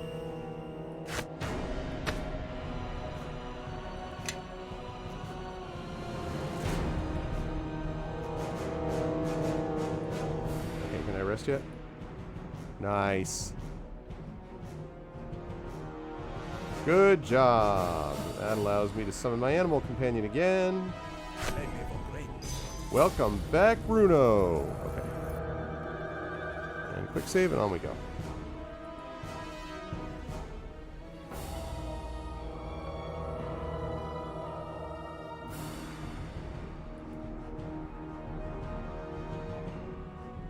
Oh, hi there. You know what you could use, I think? I know just what to do. And that's it. That's something I like to call imbue arrow. Hello, rubber banding. And let's do that one more time, shall we?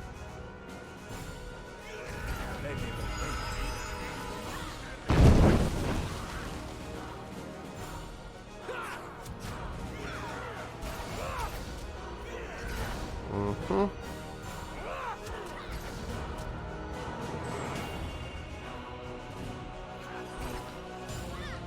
Yeah. Good stuff. The power of imbue. Oh my goodness! We have got a raid going on from Darksaber 2K! What is up, Darksaber? What's up, questionable results? Tentacool raid. What's going on? One of the members, of course, in good standing of the D&D with GOG crew, who is going to be finishing the finale of D&D with GOG Storm King's Thunder. The end of Selsigmar. No. Yeah, it's an episode which I'm calling Selsigmar Must Die. And, so, I'm just kidding. Just kidding. Oh, dude, I'm so excited that oh man, I love SnowRunner so much. I totally want to play that co-op with you sometime. It's such a cool game. I think I played about 50% of it. I should get back to that. There's just so many games to play. And so little time. But yeah, I love SnowRunner. But anyway, yeah, so Darksaber will be there, and then of course he'll be continuing with us as we continue on with our play. Okay, we've already gone there. We continue on with our play as we open up Ghosts of Saltmarsh, which is our new campaign that we're going to be starting next month. So, and that, of course, for those of you who missed it, Tasty Chai is going to be continuing. Oh, that looks like a summoning circle. Tasty Chai is going to be continuing with us during our Talisman Adventures campaign, but for personal reasons and mostly time reasons, Chai's not going to be able to continue playing the D&D stuff with us. So once we're done with Storm King's Thunder, Chai is going to be stepping back. She'll be staying with us for Talisman Adventures.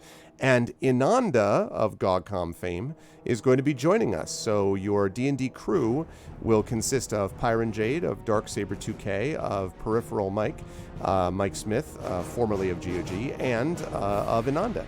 So that's what we've got going on. Thank you very much for the raid, though, Saber. I appreciate it. Let's see. Yes. Yes. I don't want to use...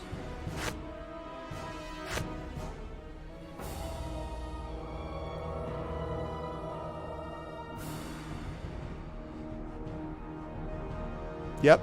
Started out as that's right. Originally an old first edition. This is the 5th edition one, but based on that. Oh boy.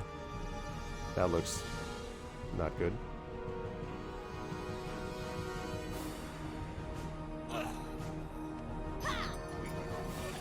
Let us settle this. Let us settle this. Oh, a blade golem? Well, crap. These enemies will not stand against us for long. All right.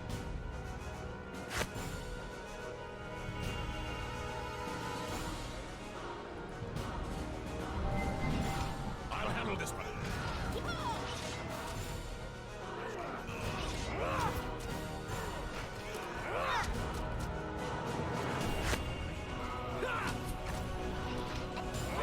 Whoa, whoa, whoa, whoa, Kelgar.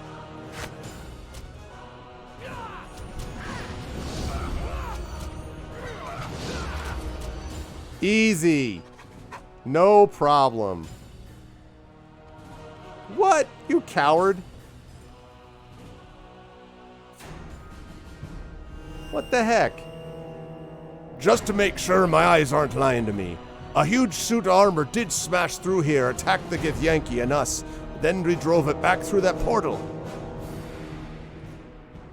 No, that's about right. Good. Because if my drinking is catching up with me, I'm stopping right now. I do not know who sent that golem, but it was attacking the Githyanki, as well as us. There is a third party at work here. I don't care what that thing was, I'm just glad it's gone. I think we're all done here. Unless you want to poke around more, we should probably report back. I'm going to poke around more, thanks. Especially since you are injured, my guy.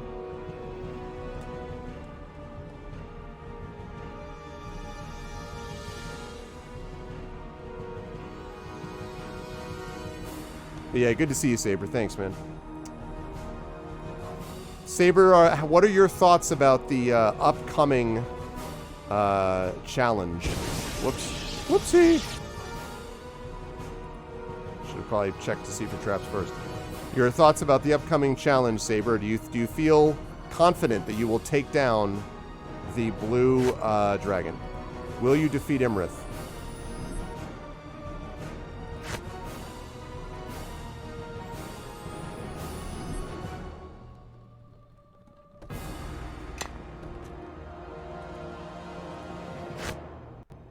How can I help?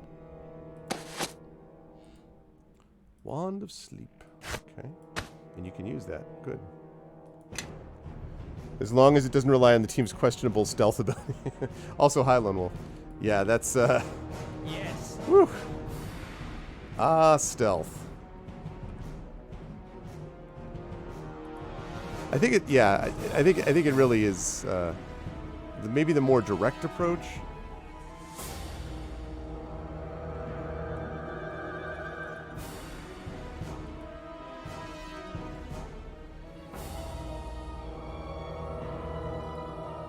We're going to finish cleaning this out, and then we're going to head on to, once we've done that, we're going to report again, and we're going to be like, now can I go to the Black Lake District? Oh, God. There are a lot of you here. Okay. Kaboom.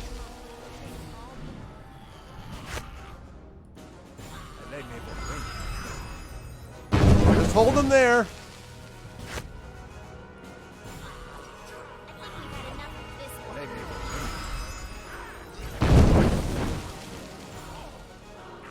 There we go.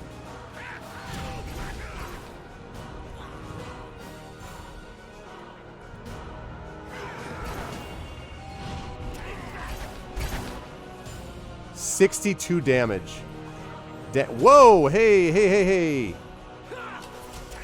What the heck is going on here?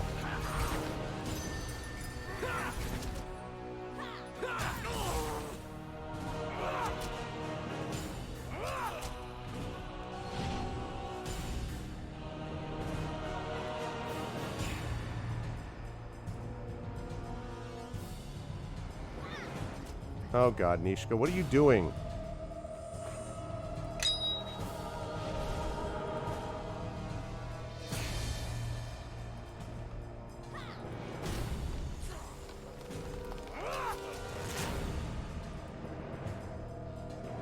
Okay. Woo! All right. That may be it. It looks like we got most of it cleaned out already. This is narrower than I thought it was.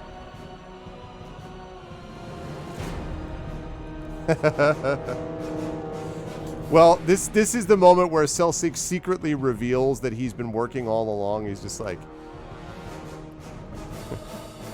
You thought it was time. I thought it was time for my own casino. Bleh.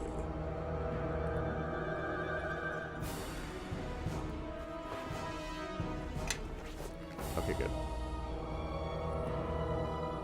Oh God, hi. my bad.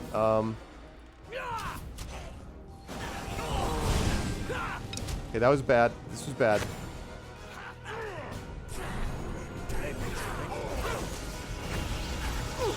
Ow, ow, ow, ow!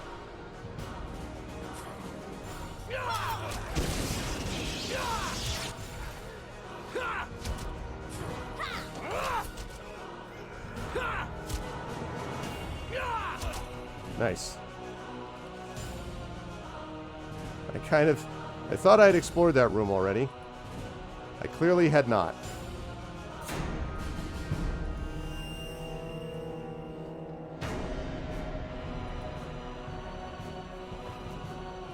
Okay.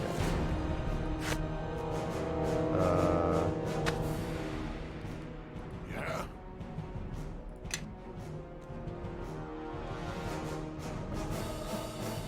Alright, let's get to the exit here.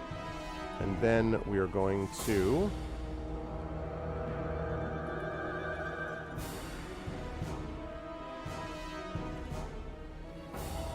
Oh, wait a minute. See, there's a room right here. There's a room right here I didn't check. Alright. Let's check this room. Yep. Take that.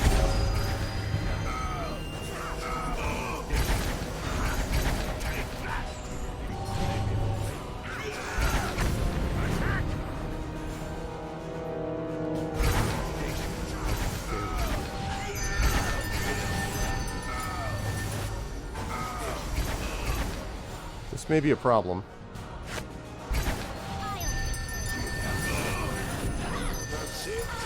New enemies have revealed themselves.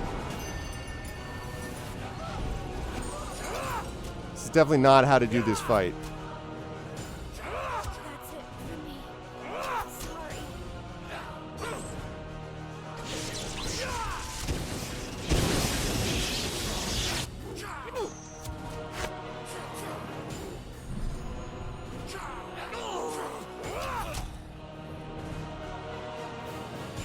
Okay, yeah, we're gonna reload this. This is very much a train wreck. I need to rest first before I go in there. A couple of nice imbue arrows in the middle of there would be nicely useful. Rest, rest, rest, rest. Not to mention having my animal companion. Like, there's a lot of things that could have been done better there. Like that. Hey, what's up, Ricochet Frame? Okay. Let's try that again, shall we? Follow me. Actually, wait, you do this. Yes. Yes. Okay, now, imbue arrow.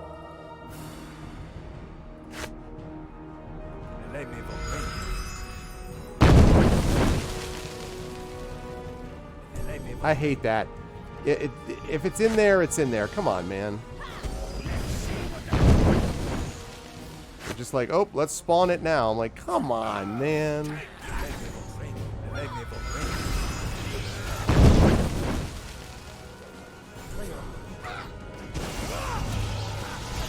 Even with that, though, we're doing a lot better now.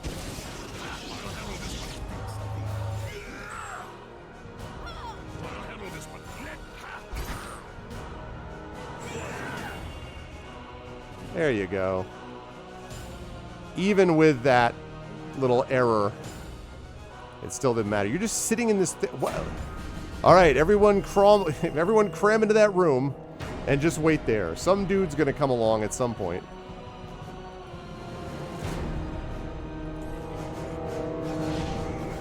What? This one. Oh my goodness, the Gith Yankee.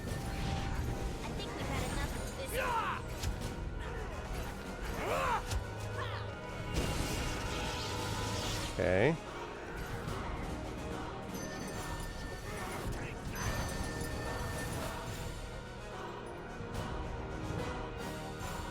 Alright, let's try this again. Alright, we go there, we go here, now we go out. When Kelgar said, if you want to poke around a little bit, he was not whistling Dixie. Like, okay. Alright. Let's get the heck out of Dodge. We already did what we need to do here.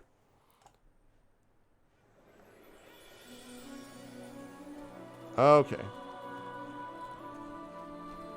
Now what we can do... Whoops, not this way, this way. Now we sell some stuff, we go back to Berlena, and maybe now she'll let us go into the Black Lake District.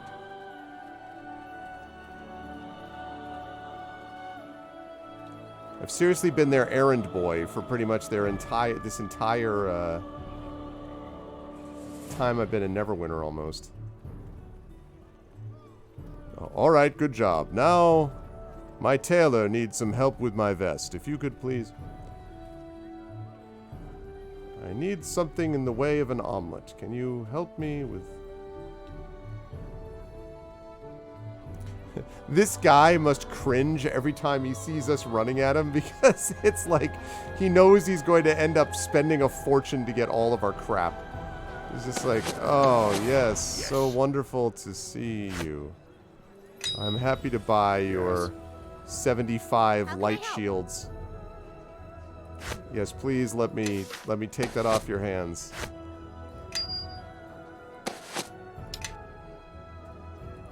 Yes.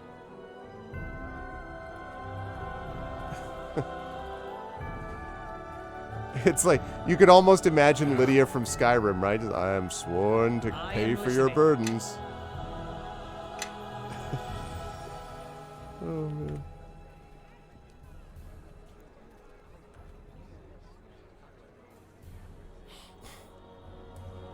Yeah, what about it, Gygar?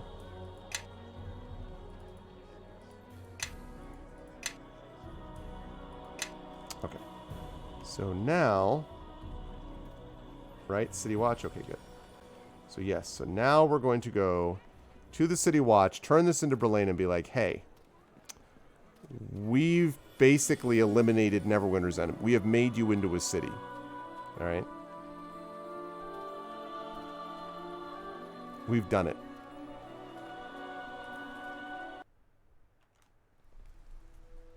That's what we've done. All right, well, that's a good sign. Hey, guess what, 9? You got here too late. Lieutenant, you have done well. These men are from the 9, under the service of Captain Naval. You know our orders were that you give us the location of the assassins, Captain Berlena, and let us deal with them. And now with the death of Lord Hawks, I think the Watch's attention could have been better spent elsewhere. I believe the 9 and the Cloak Tower are the ones responsible for the Watch in Black Lake. This matter was something my lieutenant could handle on his own, and has. I see. I hope you're not blaming us for Lord Hawk's death. As I recall, the order given to the Watch were to man the gates of Black Lake and solely act as couriers for the 9 and the Cloak Tower mages. We are, as always, ready and able to serve Neverwinter in any capacity requested. If you wish us to take a greater role in the Black Lake investigation, yeah, I want to go into Black we would Lake. be happy to assist. Agreed. I doubt any order I give you would be followed to the letter, Captain, but I appreciate your gesture nonetheless. This voice Good acting. day, Captain, Lieutenant. Person. As you no doubt heard, Lieutenant, Jane from accounting. While you were on your mission, there was another death in Black Lake. Lord Hawks. Can I go to Black Lake? Does that mean you can't? Okay. What happened? Lord Hawks died in the same manner as Lord Gentry. There was no forced entry and no wounds upon the body. He was struck dead. His body found this morning. While you had me running errands around the city, perhaps if you hadn't asked me to fetch your fresh baguettes from the bakery, I could have gone there already and sorted out this problem. Can I help? You have done all I asked at the docks, and now I am giving you official permission to enter the Black Lake District. Finally! But do not interfere with the investigation there. I fear I have pushed the 9 as far as they will go in this matter. Fresh baguettes, as for the indeed. docks, I suspect they will always give us trouble, but with your help we have made great strides in restoring order to the area, and trade should improve as a result. Lord Nasher will be pleased, and I shall make sure to mention your name to him. I mean... Thank you for your efforts, Lieutenant, and fortune be with you on your travels in the Black Lake District. Mention my name? How about you mention my name constantly? Who did it? Was it you? No, it was actually Arv and the party. It was them. They were the mention my name. Like I was some bit player. It's like, oh, let's also thank all the support staff that made this possible. No, that was me. Thank you for your efforts, Lieutenant. And may fortune be with you on your travels in the Black Lake District. Great. What do you have to say about this? Cormac, about time, isn't it? Captain Belena had to call in quite a few favors for that pass, but you've earned it. Yeah, you think? You think I've earned it? What do you want me to do? Beat Tiamat also? I still don't know why you're so eager to go in there. Nothing but spoiled nobles, helpless when trouble hits, and with barely enough regard for the rest of the city over their petty squabbles. I hope you find what you're looking for. But I still haven't found what I'm looking for. Neverwinter, never... And thank you for your help. You've made Neverwinter a safer place. Alright. That's it, huh?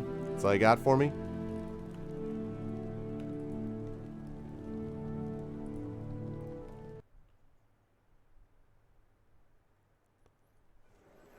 Yeah. Well, because, like, I mean... Come on, man. Alright, Aldenon the Sage. Black Lake District. Hell yes. Alright. Docks District. To the Black Lake District. Huzzah! Alright, we're going to at least get a chance to see the Black Lake District. That is a big step forward.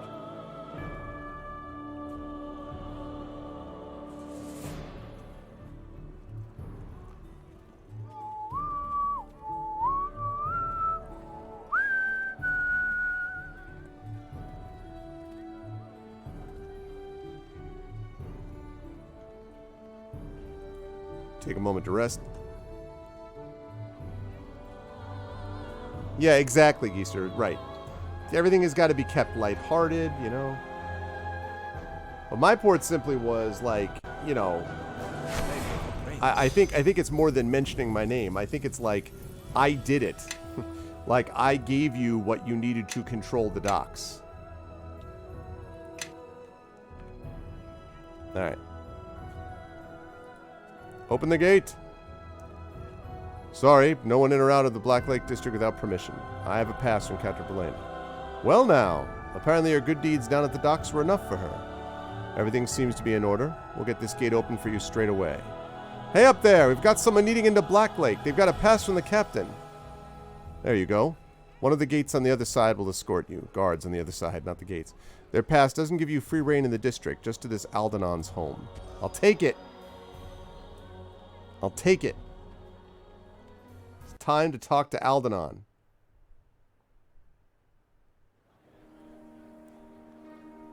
Aldenon's, you said, right? Well, here we are. Don't expect too warm of a welcome, though. He's been even more detached lately. I'll just wait here while you talk to him.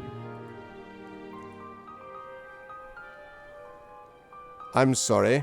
Are you here with the delivery? I'm with the City Watch. I'd like to ask you some questions. The Watch? Whatever are you here for? Is someone in trouble? No trouble, but you have information that I need. Really? I'm always happy to help the Watch. And information's something of a specialty of mine. Oh, this is the wrong voice for this guy. Really? I'm always happy to help the Watch. And information is something of a specialty of mine, you know. Quite a hobby. Let me just remove these wards. They're all disarmed, I think. Come right on in. Sorry, I got the wrong take on this dude. Ah, well met, well met. Please forgive my rather rude questions at the door. I got his voice right. I would never intentionally stand in the way of the City Watch. Well, unless there was nowhere else left to stand, really.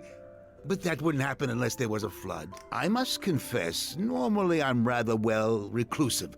Not that I dislike people, mind you. Quite the contrary. But lately, with all the troubles, a murderer on the loose and young nobles sneaking around up to who knows what, I've had to place wards around my home. Warding your home? Nobles sneaking around? Rather reclusive? Okay, let's go with warding your home. Ah, yes. Lately, I've seen figures sneaking around in the dark. And not that well-meaning sort of sneaking either. It's obvious what they want. Is there a well-meaning sort of sneaking? What do they want? Why, my house, of course. As if I would ever sell it. Ridiculous. I'd sooner give up my left eye. But my right annoys me at times, so that would be an easier sell. I like this guy. All right. Please go on. In any event, back when I first settled in Neverwinter, my humble abode was on the outskirts of Black Lake, bordering acres of untouched wilderness. Now, with Neverwinter being rebuilt, following all that plague nonsense, my property went from the periphery to being right on the main thoroughfare of the rich part of Neverwinter. It's getting so you the can't live nobility here wants anymore. To live in Black Lake, but there's no more room. Exactly, So lately Easter. they've been trying various ways to convince me to sell my land. Couple of poppy seeds short of a proper bagel and lox, exactly. How do they try to get you to leave? First, they tried offering me ridiculous sums of gold. What do I need with more gold? I wish more people would give that question a little thought. Next, they tried making loud noises late at night, but I need little sleep. So the only thing they accomplished was scaring away the night birds that raid my garden, for which I thanked them. Lately, they must be getting desperate, because most nights I can look out and see them watching me. Are you sure these figures you see are nobles? Of course. Who else would sneak around my home? Well, present company excluded. Oh, that's right. You came here for a reason, yes? Yes. I have discovered several of... Let's see. Great dear, what a tale. The moment you arrived, I knew I'd be interested in meeting you. Wish I'd known that when I first greeted you. Would have saved some time. You've certainly come to the right place. A while ago, I found another shard with properties similar to the ones you possess. All right. I've done every possible test on the shard, but learned little. However, I've never had another shard to compare it against. If you'd like some answers, I'll gladly run some tests on your shards. I have just enough quicksilver to do it. Let's see. Yeah. Ah, thank you. I'll be right back with this.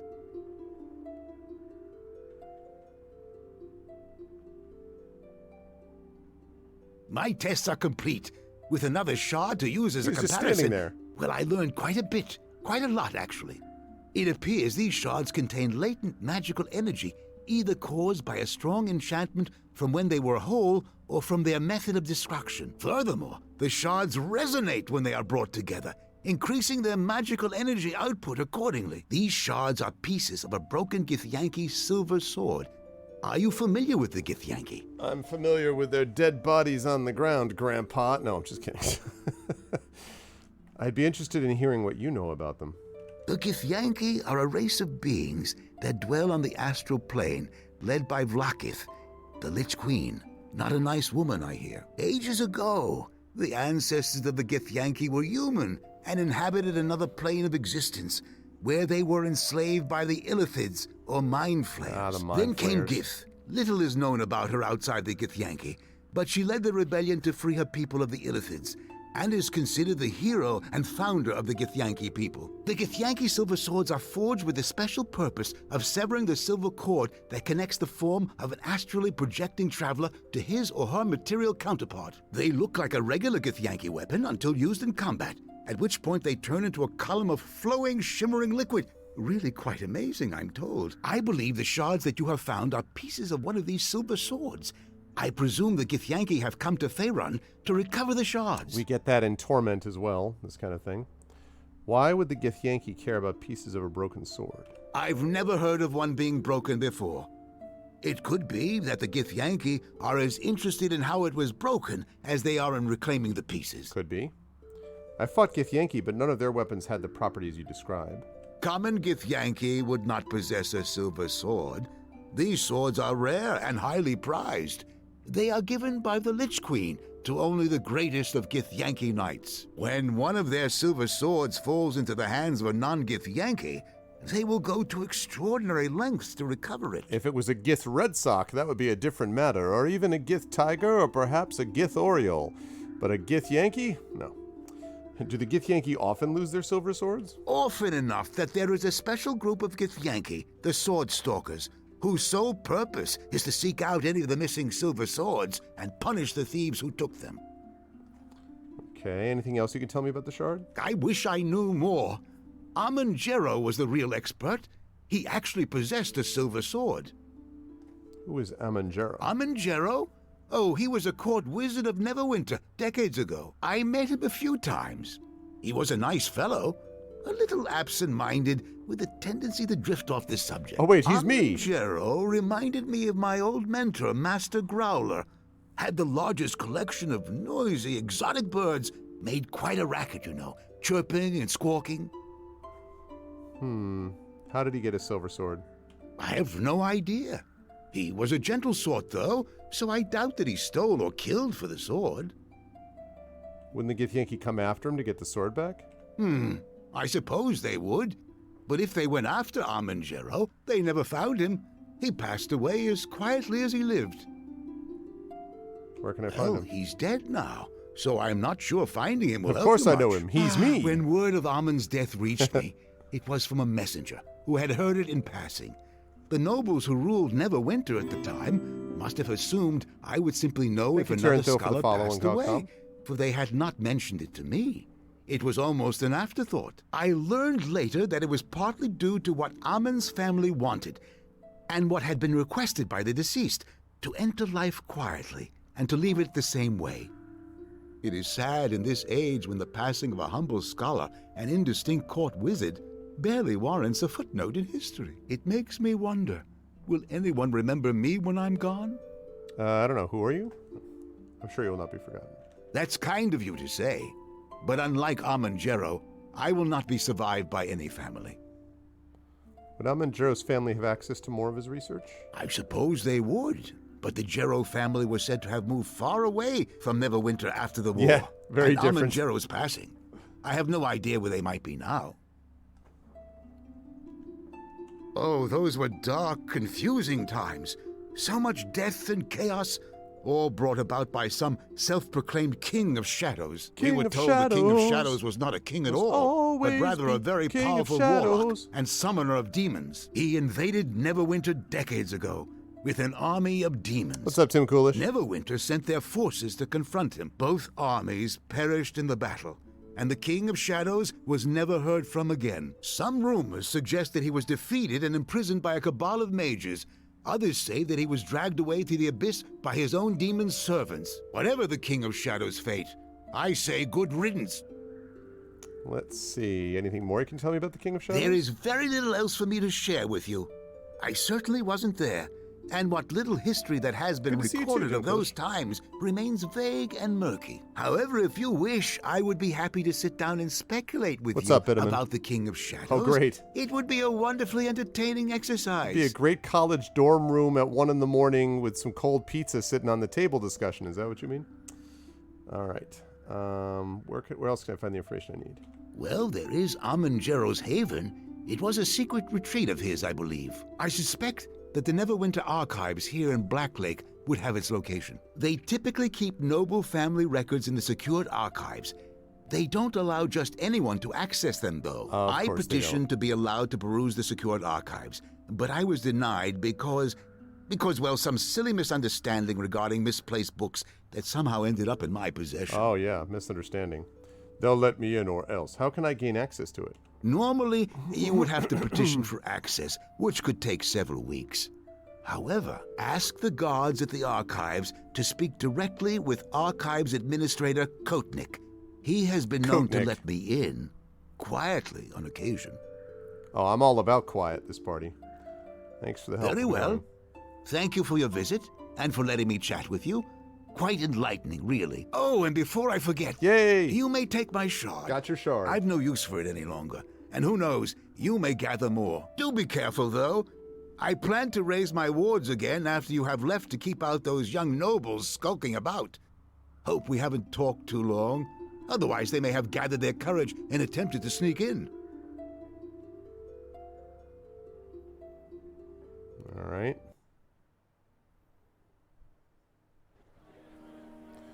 You were in there for a while, but no worries. I found a stout branch and whittled a carving for Harmony, my fiancée. Thanks for your patience. Can we go to the archives now? The archives? Well, my orders were to take you straight to Aldenon's and back out again. Only be a short side trip, what's the harm? I suppose it'd be alright. Just a short trip after all. I'm not one for books, though. I'll wait outside once we get there. Come with me. Man, they do not want you exploring this place yourself. They're just like, come with me in all of these cases. Alright. So now we have a silver shard with physical bonuses. Ooh, +1 con, dexterity, and strength.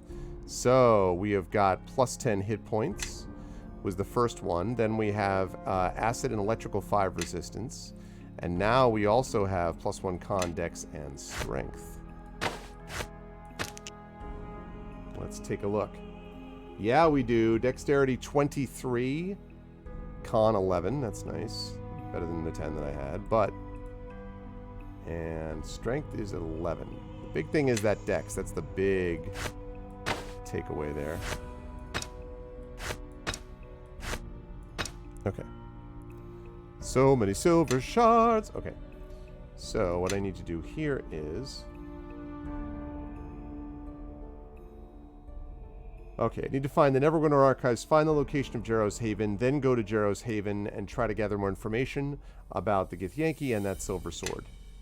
Even though we still clearly don't have all the details. But we're getting there bit by bit.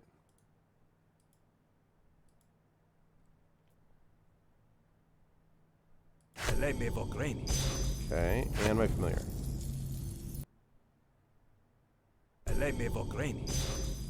There we go. Now we're going to save this under R of continuing. And quick save. All right.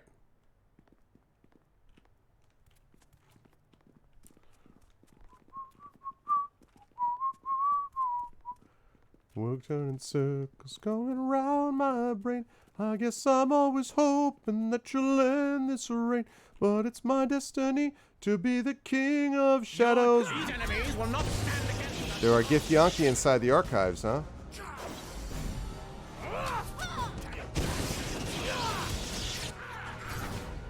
You're attacking my bunny.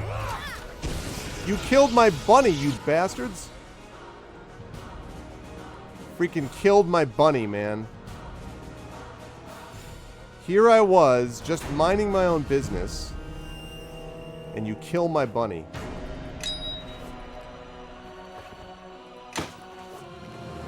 Tell you what, man, the Githyanki. Yes.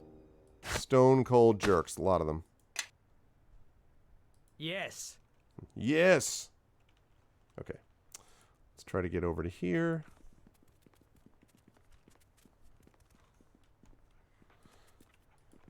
So I always hope to be the king of shadows.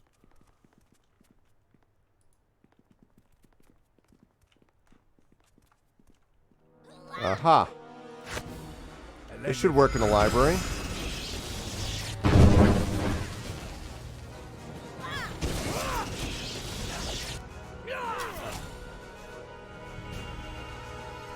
Okay. Miniature giant smiths. Go for the eyes, Boo! Go for the eyes!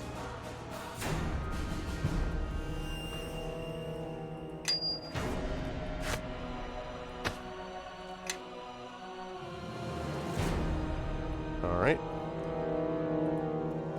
Nothing super exciting there. I like the idea, by the way, that the guy's waiting outside while there's all this fighting going on inside, and he's just like, wow, libraries these days, right? Am I right? Yes. Yeah? Alright, so you're just going to keep that then. So I think that's just light, right? Yeah. I am listening. Okay. Almost done for today, chat, but not quite.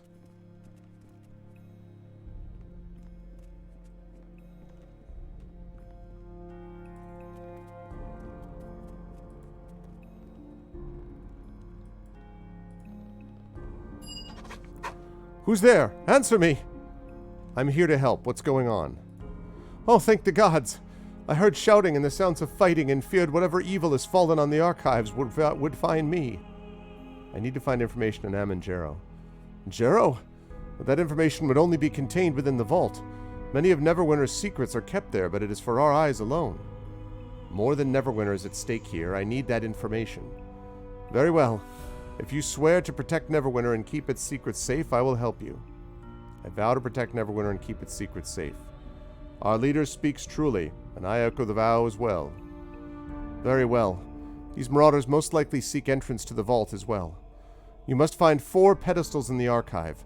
Upon each is parchment and a pen which can only be seen by one wearing a caretaker's veil. Each of the pens will scribe a question on the parchment regarding a book. The pen and parchment will inform you of the book their question concerns and ask you for your answer. Answer all 4 questions, all 4 correctly, and the vault will open. All right, is there anything else I need to know? Find the body of one of my fellow caretakers. Take his veil and use it to find the panels. Now I must find my way out of here. Good fortune to you. Thanks for your help. Well, crap. What's up, Flunkerton? Yep. I'm sure, by the way, using my imbue arrow here is super useful, is super helpful in a library. Crap.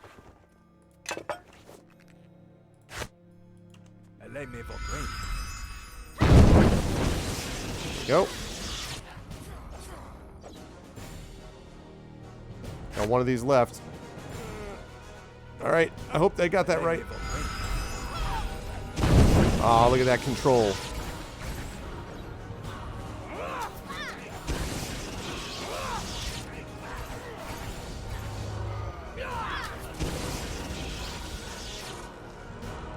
Kelgar, one-manning this instance. Okay. Oh god, Kelgar. Kelgar! This is not a good idea, Kelgar. Okay. Can we not run away now, children? We all kind of stay in the general vicinity.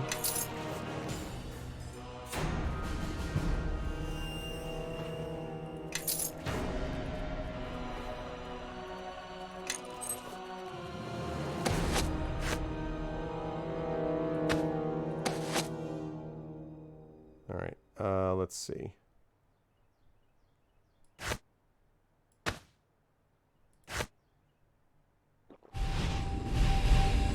Need to use that anyway.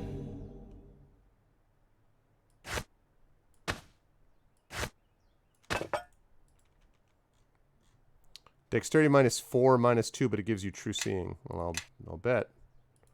Okay. So we're not going to be using that in combat, to be clear. This is a special use only item.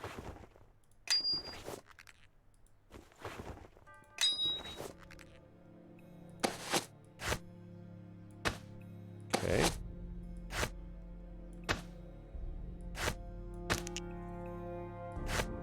Okay. And then I need to heal.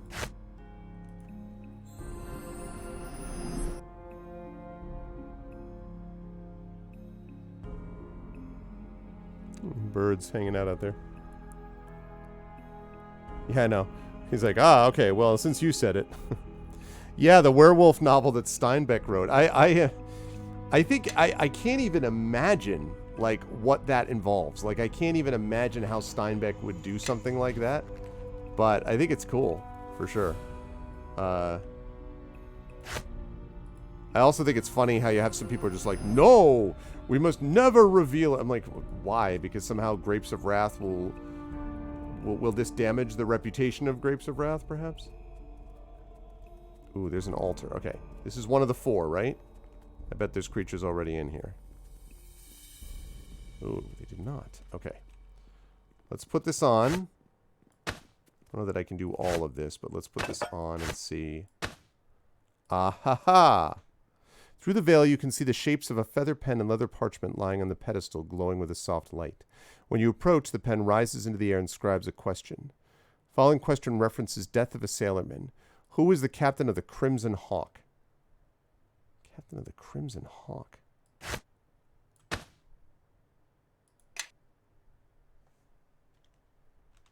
I have no idea. So I'm going to have to find, I guess, the captain of the Crimson Hawk, as I understand it. Yeah, no one will ever take. Yeah, it was unpublished. Which, I mean, I'm here to tell you that there are times when something that's unpublished is unpublished for a reason. Okay, now get down here, get down here, get down here. I don't want to deal with this yet. Come up there like this. Okay, lovely. And the light shield will go to you, to Cell. I am listening. Awesome. Okay, Kelgar Vision Quest.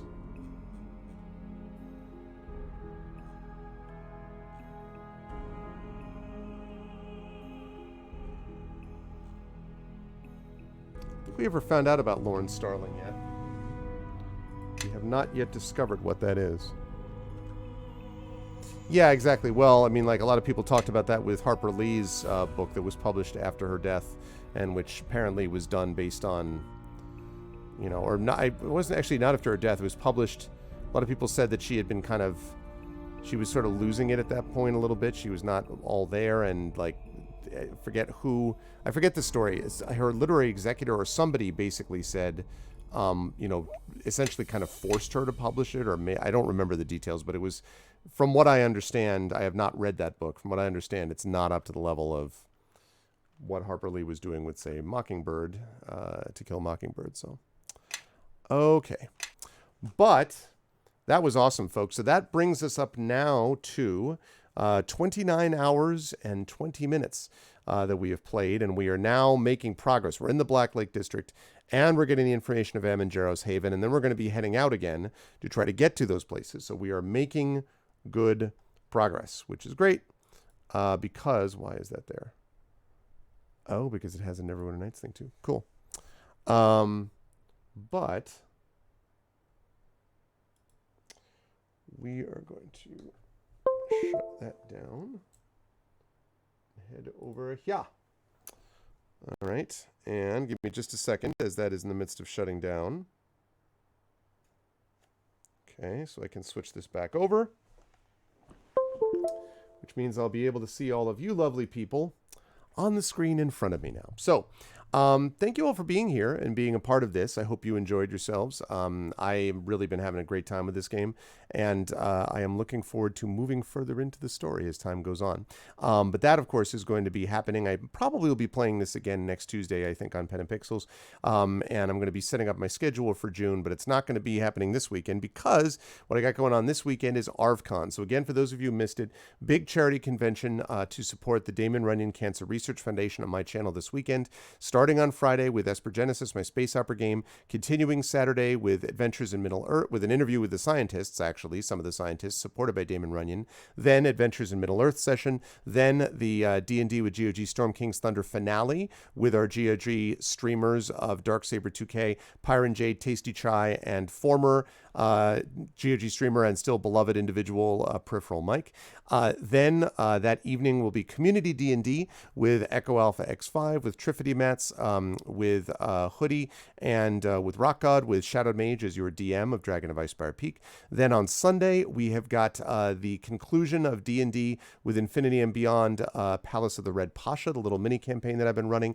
And then that night will be a concert. And then Monday, we have at 3 p.m. Eastern, Mike Underwood, the co-host of Speculate, a podcast I run with him, an actual play podcast, and also an author of speculative fiction. He is going to be running a game called Scum and Villainy for those same scientists that I talked about before that I'm interviewing on Saturday. And then at 6 p.m., Brandon O'Brien, who is a poet and a creator and a game designer and does a lot of stuff on my channel, is going to be hosting a one-shot for some players to conclude the 4 days of ARVCon. It's going to be awesome. Yeah, but it is all to support a great cause. We're going to have giveaways. We're going to have, just a whole bunch of stuff going on, and you're not going to want to miss it. A concert as well. So you're not going to want to miss any of that. And that starts on Friday. And I mentioned it here, not just because of GOGCOM streamers, but also because GOGCOM is supporting this event. So please make sure, Kilgore Trout right there, one of the musicians in the concert who's doing this. So make sure that you're there for that. So that starts Friday night at 8:30 p.m. Eastern. So if you want to stop by my channel tomorrow evening for Community D&D to kind of get a sneak peek on what some of those players look like, you can definitely do that. That starts at 9 p.m. Eastern. And then, as I say, on my channel, starting on Friday, will be the ARVCon, the 7th annual ARVCon. Otherwise, I'm going to be back here on this channel next Tuesday at 4 p.m., again playing back to Neverwinter Nights 2 Complete in all likelihood. And this is, I think, wrapping up for today on this channel. Tomorrow, you're going to be getting Wolfie lore with some Spiritfarers, so you're definitely going to want to stop by for that. Otherwise, thanks, everybody. It was a great turnout today. I'm enjoying Neverwinter Nights 2 a lot, and I hope you folks had a good time with it as well. Please make sure to spread the word about ArvCon and stop by here. And as far as we're concerned here, make sure to follow the channel, sub to us here in the channel, and sub to us over on our individual channels, all of our streamers' individual channels as well, because that really helps support us as we move forward. Otherwise, everyone have a lovely evening, and I will see all of you wonderful people, hopefully on my channel this weekend, but if not, I'll definitely see you next week back here for next week, episode 278 of Pen and Pixels. That's it for me for now. Much love to all of you, and I'll catch you all soon. Bye for now.